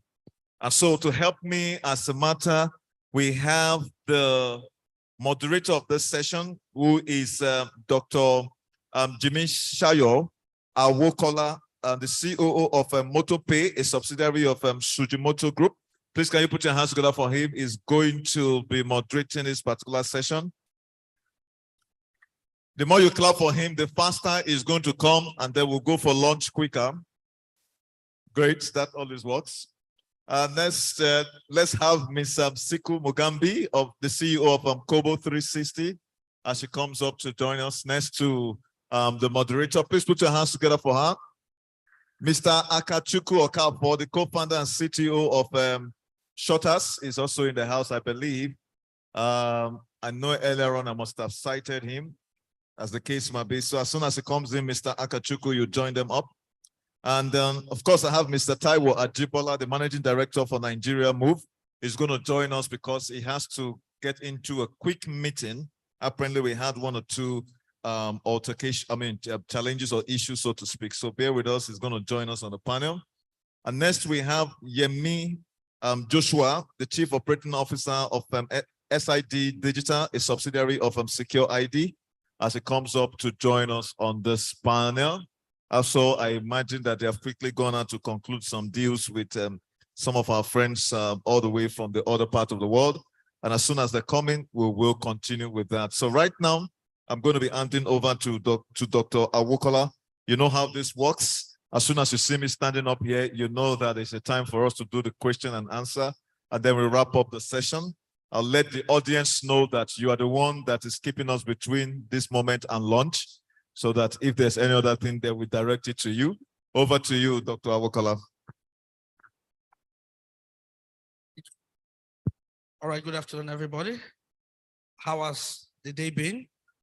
All right, it's good to be here. So like Dr. Brima said in the last session, and he was trying to hammer on the importance of food. And I would also say that how many of you used local technology to get here today? Maybe you just stood somewhere at the corner of your room and then you found yourself here. Anybody? Okay, how many people maybe stood on their laptop and then they found themselves here? All right, so I'm saying that to say that transportation and logistics is very important. It is one of the major needs. People need to move from point A to point B. They need to move themselves. They need to move their goods and services from one point to another. So the subject of transportation logistics is key, and that is what we are trying to look at in this panel session. Now, you will agree with me that in recent times, the number of vehicles on the roads, is about 60% less what it used to be. How many of you agree with me? Ever since the subsidy was removed, we have less cars on the road.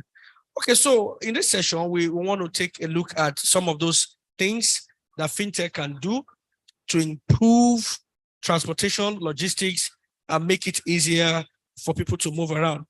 Okay, so obviously, I only have Siku here with me, so I'm going to start with you, and we're going to have some engagement. All right, so let me tell you that. Can you provide for us some real-world examples of how fintech has leveraged to improve operational efficiency? Now, that's the word. Operational efficiency or reduce cost, because what we are having right now is that the cost of transportation has increased for obvious reasons. So can you tell us, has there been any example, a real life example, where fintech has been applied in increasing and improving operational efficiency and reducing cost of transportation and logistics in Nigeria? Over to you, Siku. Thank you. Good afternoon, everyone. My name is Shiko Mogambi. I'm the CEO of Kobo 360.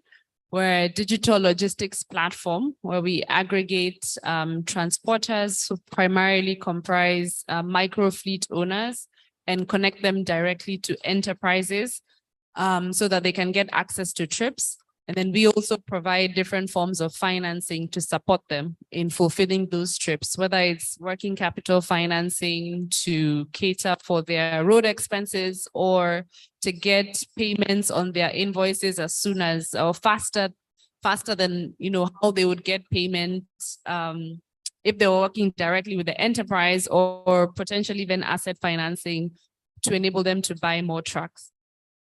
So coming to your question, so, I mean, maybe let me just paint a picture of how, an enterprise would source for trucks today, and then give an example of how fintech has come to create efficiency in how that process works.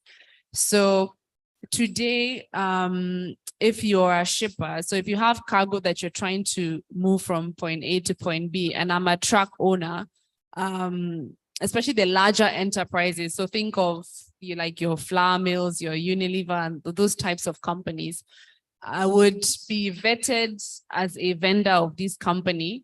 And if I comply with their specifications, then I would avail my trucks to move cargo on their behalf.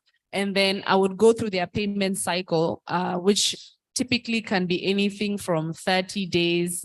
It can even go all the way up to 60 days that would have to wait to get paid. You find that most transporters in Nigeria are informal, so they are locked out of mainstream financial institutions, so they don't have access to working capital financing that will help them to bridge that gap. While they're waiting for that payment, they can still continue to utilize their trucks to run more trips, because they'll ultimately be able to get paid by the customer and repay that financing. So because of the profile of most transporters in this part of the world, delaying that payment works against them and doesn't help them to continue to use their trucks to run more trips. And so any kind of solution, especially around fintech, that shortens that cycle is very, very helpful for them. Because to compensate for that gap, what they would do is they would increase the transport rate so that they can kind of compensate themselves for that time gap. And if they're increasing their prices, then that means that the customer will increase their prices, because 60% of their cost is logistics. And that ultimately means that the commodities they are selling are way more expensive for the buyers. So efficiency in that working capital cycle, which is a fintech problem, is very, very useful in reducing the ultimate cost of the commodity. And there are different solutions that have been championed to solve that problem. One of them is, I'll give an example, a real world example that we're actually exploring today, is establishing virtual bank accounts that are domiciled by traditional banks, and that enable companies like ourselves to do direct debits from our customers' accounts into our virtual accounts as soon as an invoice is raised, properly verified and approved by the customer. So that means you're reducing that payment cycle from 30 days to literally 0, because as soon as the invoice is raised and is being confirmed by the customer, a direct debit can be passed and the payment is received immediately.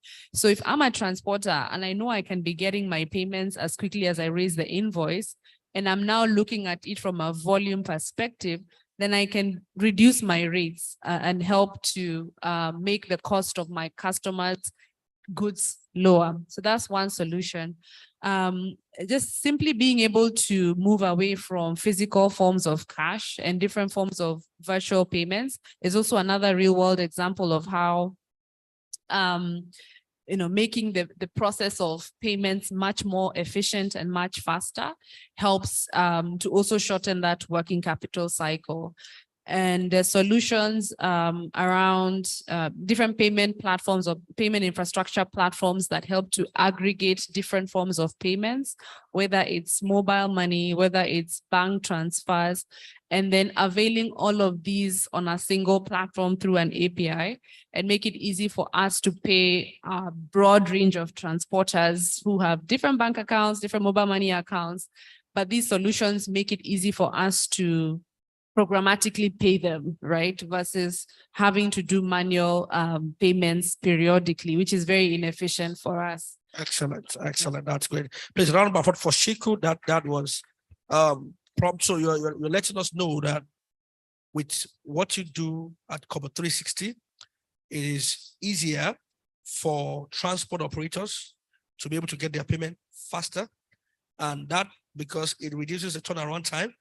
It helps them to be more efficient and in the long run, assists them to work on their costs so as to make it easier for their clients to transport. That's amazing. I began to think about something recently that with what is happening in transportation after the subsidy was removed, is it not possible for, instead of 5 of us who have cars and we take our cars to work every day, it's not possible that there is a way whereby one person moving from Ikeja to Lekki can pick up 3 other people, and there's a way they can digitally pair and they can share, the costs.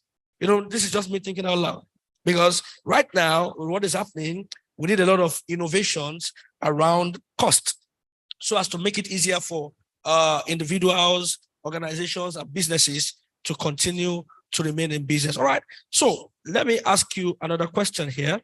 So we're talking about how fintech can revolutionize, improve, and make transportation and logistics better. So what do you see as some exciting future trends in fintech for transportation and logistics in Nigeria and Africa? Are there some emerging technologies or strategies that we should keep our eye on? Don't forget, you mentioned quite a number of things. So I want you to specify what are some technologies that you think we should look out for. Maybe it is being used now, but it's not yet so pronounced. Maybe it is just still around the corner. What are some of those technologies that we should look out for in fintech that can help us drive transportation logistics? Over to you. Thanks. That's a good question. I think innovation really is very, very fundamental to us being able to advance the transportation sector, which really is the backbone for every other sector, because goods and people have to move every day, right? So, and they have to move efficiently and at a low cost. I just think innovations around financing solutions that are relevant to the profile of transporters we have in Africa really is the way, is really where we need to spend a lot more time thinking about innovation. So as I mentioned earlier, many transporters in Africa, most transporters in Africa, probably about 80% are informal, right? So you need to think about how you can finance this sector that is relevant to the— It's even referred to as an informal sector.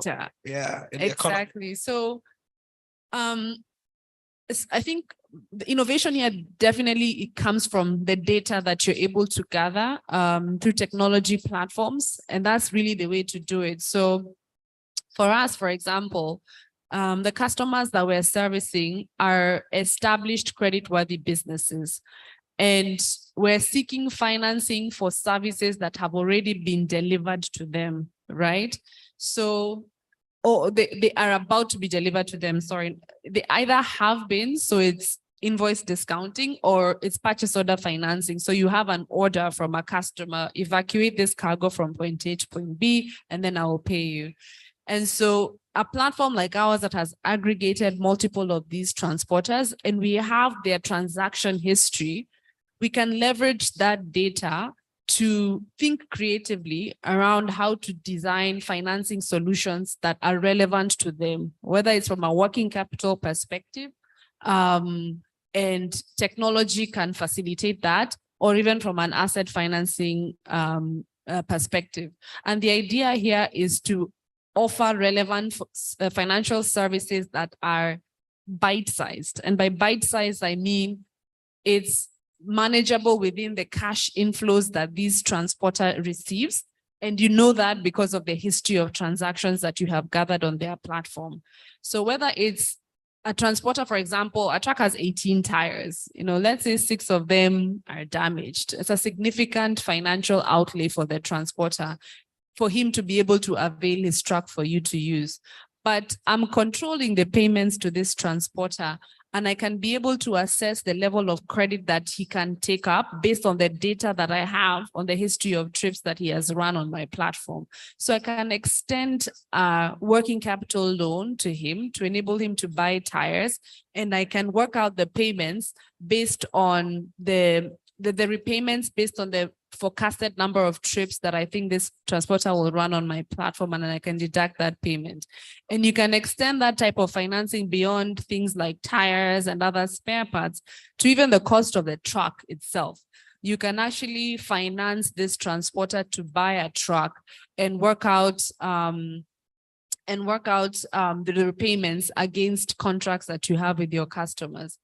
Beyond just financing solutions, there's also different types of technologies that we've also been testing around the logistics space, particularly around blockchain. And the idea here is to create what we call like an operating software for the technology space that gives visibility to every single stakeholder that is transacting in this space on the blockchain. So whether it's the two main parties, so the enterprises or the transporter, whether it's the bank that is extending financing to the transporter, whether it's an OEM that wants to provide the truck, the spare parts to these transporters, whether it's government agencies that want to track the movement of goods from point A to point B or country to country and calculate the relevant taxes that are associated with that. So blockchain can provide that singular visible layer that all of these transactions Okay, so we should look out for blockchain. Yes. Okay, we should look out for blockchain. We should look out for big data and all that. And we should consider creating the different platforms. Exactly. Platforms, infrastructures, data, and then blockchain technology. Right, that is great. Please, a round of applause for Shiku. That was very insightful. Okay, let me take you a little bit out of your, for obvious reasons. This is the price I have to pay for showing up. For showing up, okay, don't worry. Please, where's Shil? Please give her double lunch, when it's time for lunch, because she's going to have to do an additional work. So double lunch for her, and you can collect the money from her when you're done. Okay, now let's look at the subject of asset financing, because from all that you have said, that you didn't cover 360, I've been hearing a lot about asset financing. So I have a simple question, is that asset financing is definitely very crucial for fleet management, all right? So what innovative fintech solutions are available for seamless asset financing for fleets, particularly in the context of now, because you said something the other time. You said you deal more with a lot of established credit-worthy companies, but for you to be inclusive, you have to also consider companies that are coming up who might not have the track record that a PZ or a Nestle or a Nigerian breweries might have built, but they also need to access logistics services, and they also need to be included. So asset financing, very important, but what technologies do you think would make asset financing seamless? How will it work when you give somebody asset financing to buy trucks? Will you not drive that truck and take it to Cotonou and they are off the radar? What exactly, how can we make that work in the context of Nigeria? That is for you. Yeah, So, I know that question was supposed to be for the Move guys. Yes, move. And I was actually looking forward to hearing from them on that. However, ultimately, when it comes to logistics, there's a shortage of the supply of fleets, whether it's cars, which in the case is what the problem that Move is trying to solve, or whether it's trucks in our case.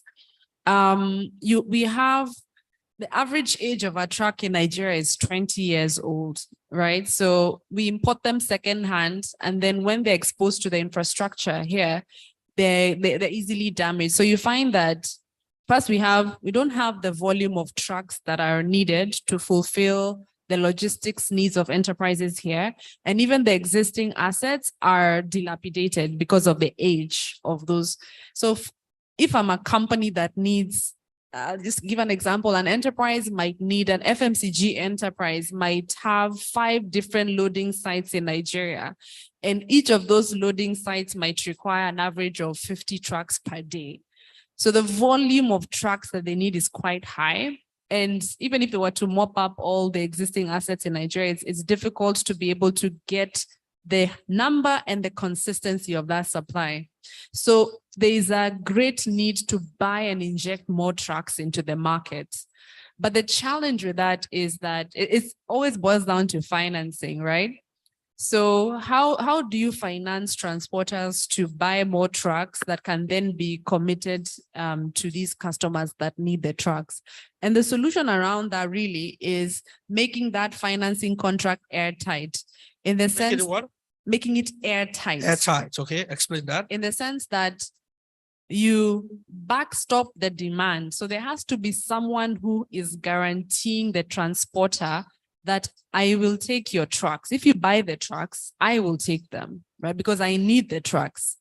And it's not just that I take them, but I'm also guaranteeing you a certain amount of payment every month that covers your operating expenses. So the cost of your driver, the cost of your fuel, the cost of your other expenses, maintenance and everything, your fixed costs around your admin, your general and admin expenses, and then the financing costs. And then in the environment that we're operating in, you also need a component of the FX exposure, because you're buying these trucks in foreign currency, but you're earning the revenue in local currency. So that is serious. It's very serious, as you know. Something. Exactly. When an establishment is earning local revenue, but is operating in a space where they have to deal, with forex, it's very challenging. It's challenging. It's very challenging. And ultimately, honestly, it's the consumer that winds up bearing that cost, because it's a cost that's passed through. So that's how asset financing contracts are structured today. Those contracts also have to be long-term, typically 5 years. So I would go to my customer and tell my customer, I need this kind of a contract that backstops the demand. So I'm very sure that if I go to a bank, the bank is comfortable financing it because they know that there's cash flows, very predictive cash flows that take into consideration my entire cost base, that guarantees that the truck will remain operational, and it can cover the cost of the financing as well.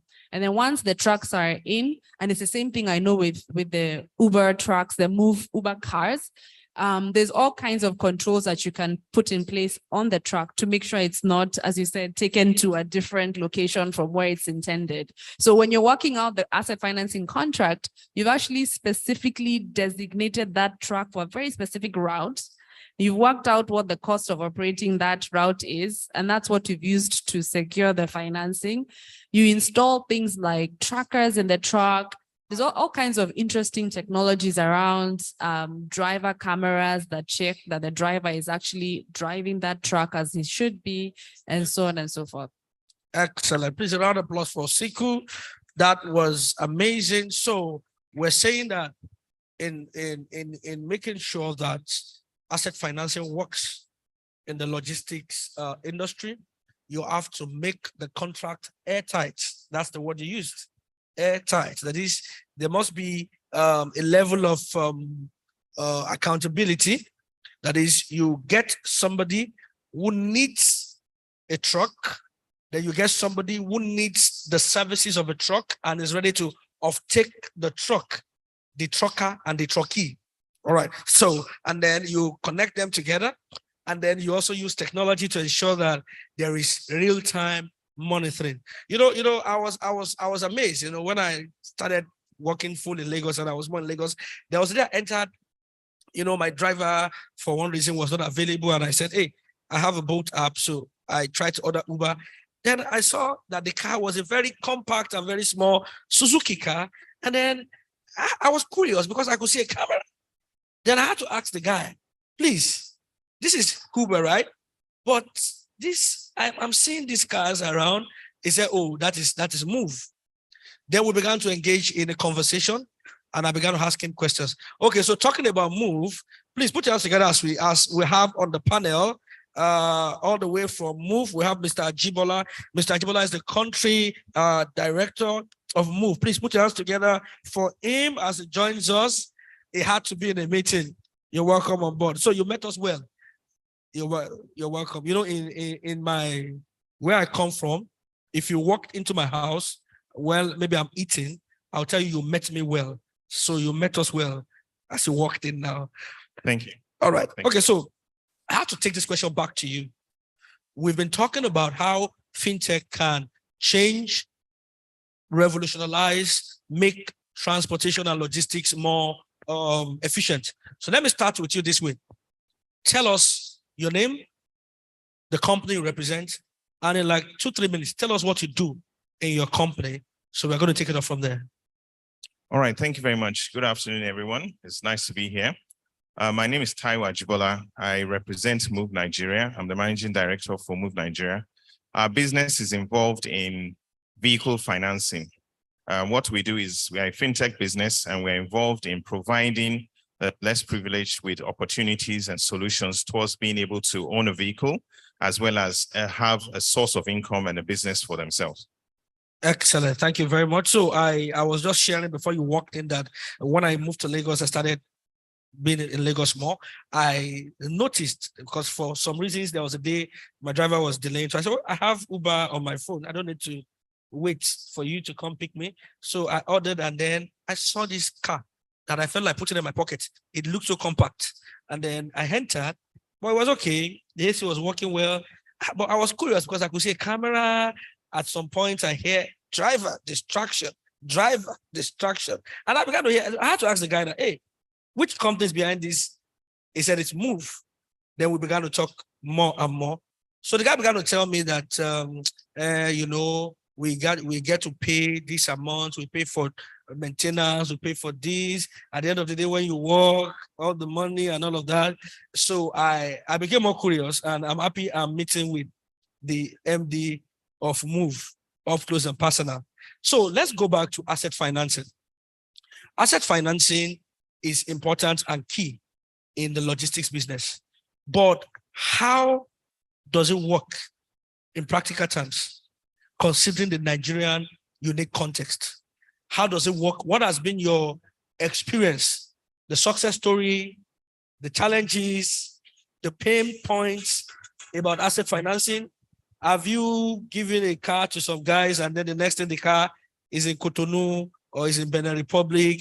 I'd like us to tell us from your experience at Move, how has asset financing worked in the Nigerian space?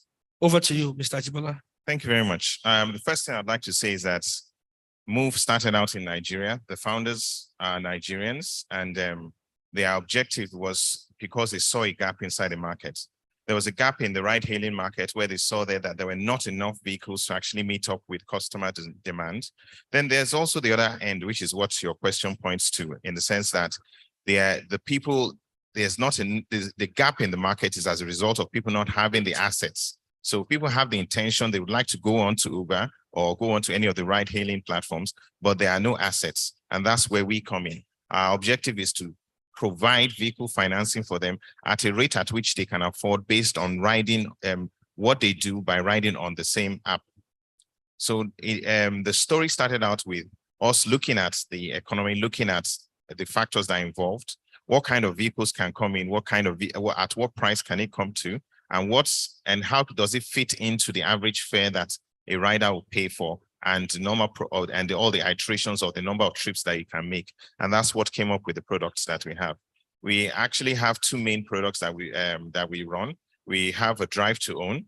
So that means that the drivers actually receive the vehicle and run the vehicle with a projected plan towards owning the vehicle in a certain number of months. We have the plan for 18 months. We have the plan for 30 months. The main project we have is for 48 months, which represents the Suzukis that you've seen there. And you notice that the Suzukis are higher off the ground, and so that's to address the particular challenges you have with floods and the type of roads. And it's also a low consumption vehicle. It's a 0.8 liter engine vehicle. So what that does is that it's fuel efficient. So all these were tailored towards trying to find a product that fits into the Nigerian market. Excellent, excellent. Please, a round of applause for Mr. Jibola. Now, I must say this because I enjoy taking Uber, Bolt, and this around Lagos because opportunity for me to engage. I like to connect. Okay, I'm a teacher, so I still have it. I like to connect with people. I like to interview them. So I've had two sides of the coin. Another person that I spoke with about your cars actually told me how rugged those cars are. It was letting me know that if there's a flood now, if this car enters, it's going to stop. He said, but if there's a flood, with this is small car, it can enter and drive past it and move on and no issues as it were. Then I also observed that on Uber, I don't know how you guys did that. The fares on your Suzuki cars are usually cheaper than the regular ones. So you find out that you don't get, they are more in demand, and you don't get to have them. It's not easy to get them, to get a ride on them after some time because it's just that they're all busy as they were. So are you thinking of expansion into other regions? What is your expansion and your growth plan and strategy? How do you wait until maybe cycles of payment are done before you release new cars into the market? Or how does it work for you? Is it that the moment anybody comes and they apply for it, what is the procedure? Do they have to wait until the people that took the last tranche maybe are 60%, 70%, 80% done with their payments before you can service them? Or what informs your expansion program? Because if the truth be told, there is need for more affordable transportation.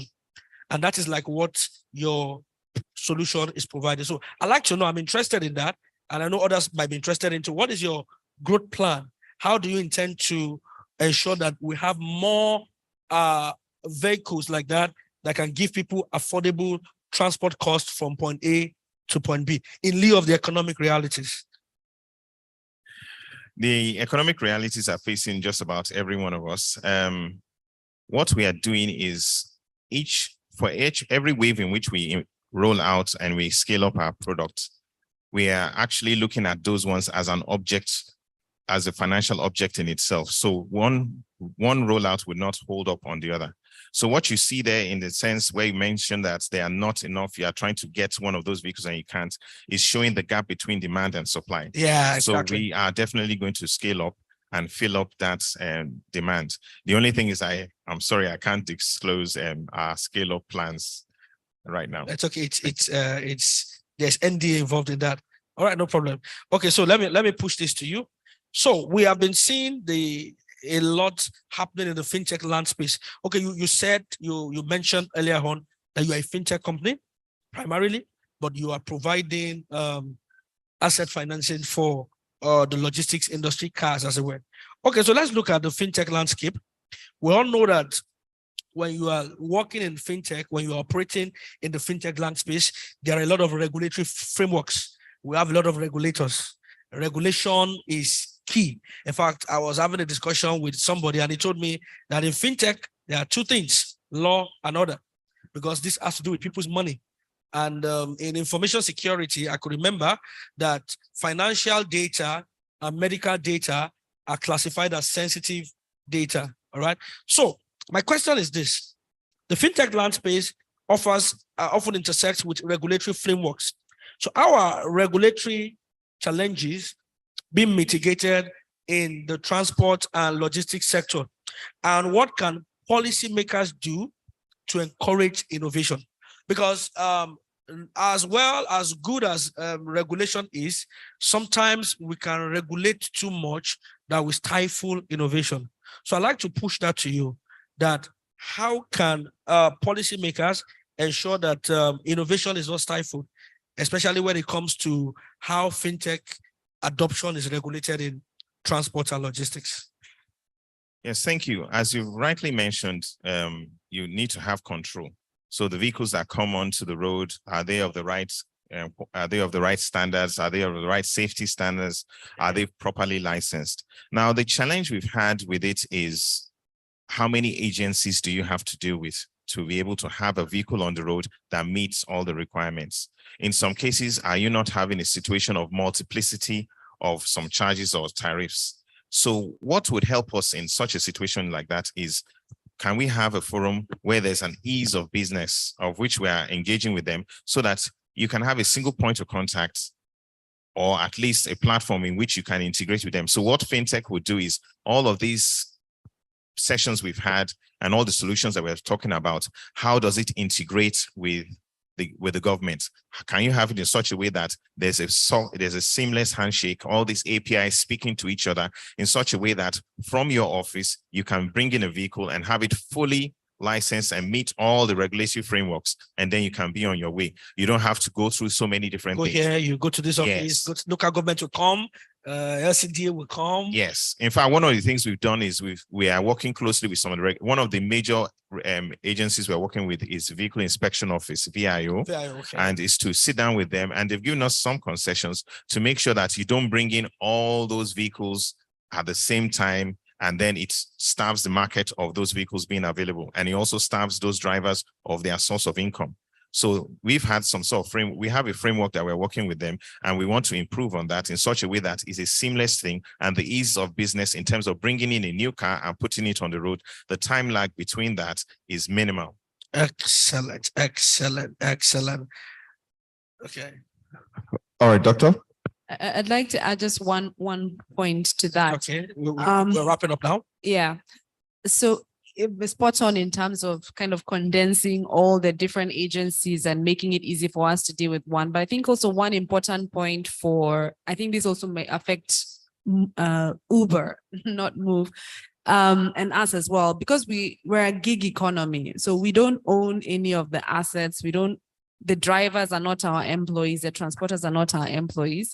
So there's a great need for, especially tax authorities, to think through how to tax platforms like ours, especially when you think about the fact that in our case, a lot of our transporters are informal. So these are people who are locked out of the banking system.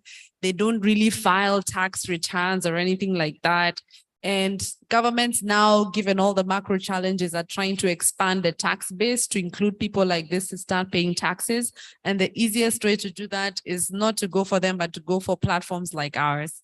But we can't pay taxes on behalf of our users, right? So there's a level of engagement and discussion, I think, that needs to happen with different tax authorities that makes it easy for gig workers and platforms like ours that are bringing together these gig workers to be able to continue to earn a livelihood and contribute towards what they need to contribute from a tax perspective, but not stifle business and platforms like ours. Excellent. A round of applause for her. That's a very good contribution. Okay, so I would hand over to my guy at the top with face cap. None at all.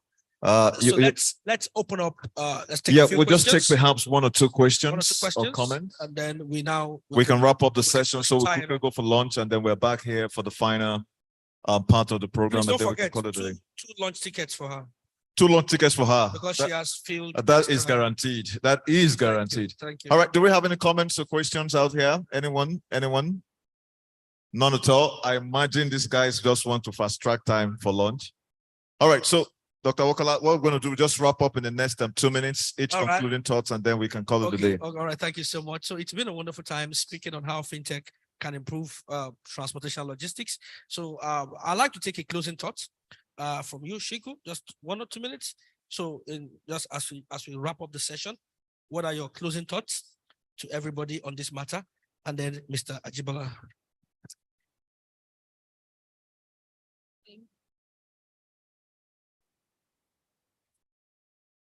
Thank you. I think for me, there's no understating how important logistics is, especially as we think about us rebuilding the African economy.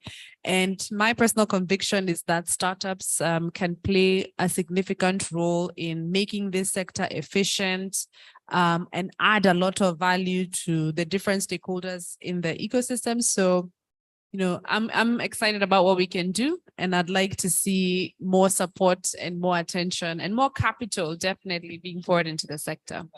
Thank you very much, Mr. Ajibola. Yes, Nigeria represents a very unique market, and we are very excited at what we are going to do. Move is currently in about 8 countries, and Nigeria is the only one that has 80% of the transactions are cash-based and 20% of them are card-based. So we had to formulate solutions. We even have an app that actually helps the drivers to manage their finances for the business that they're running, because that vehicle with them is a business.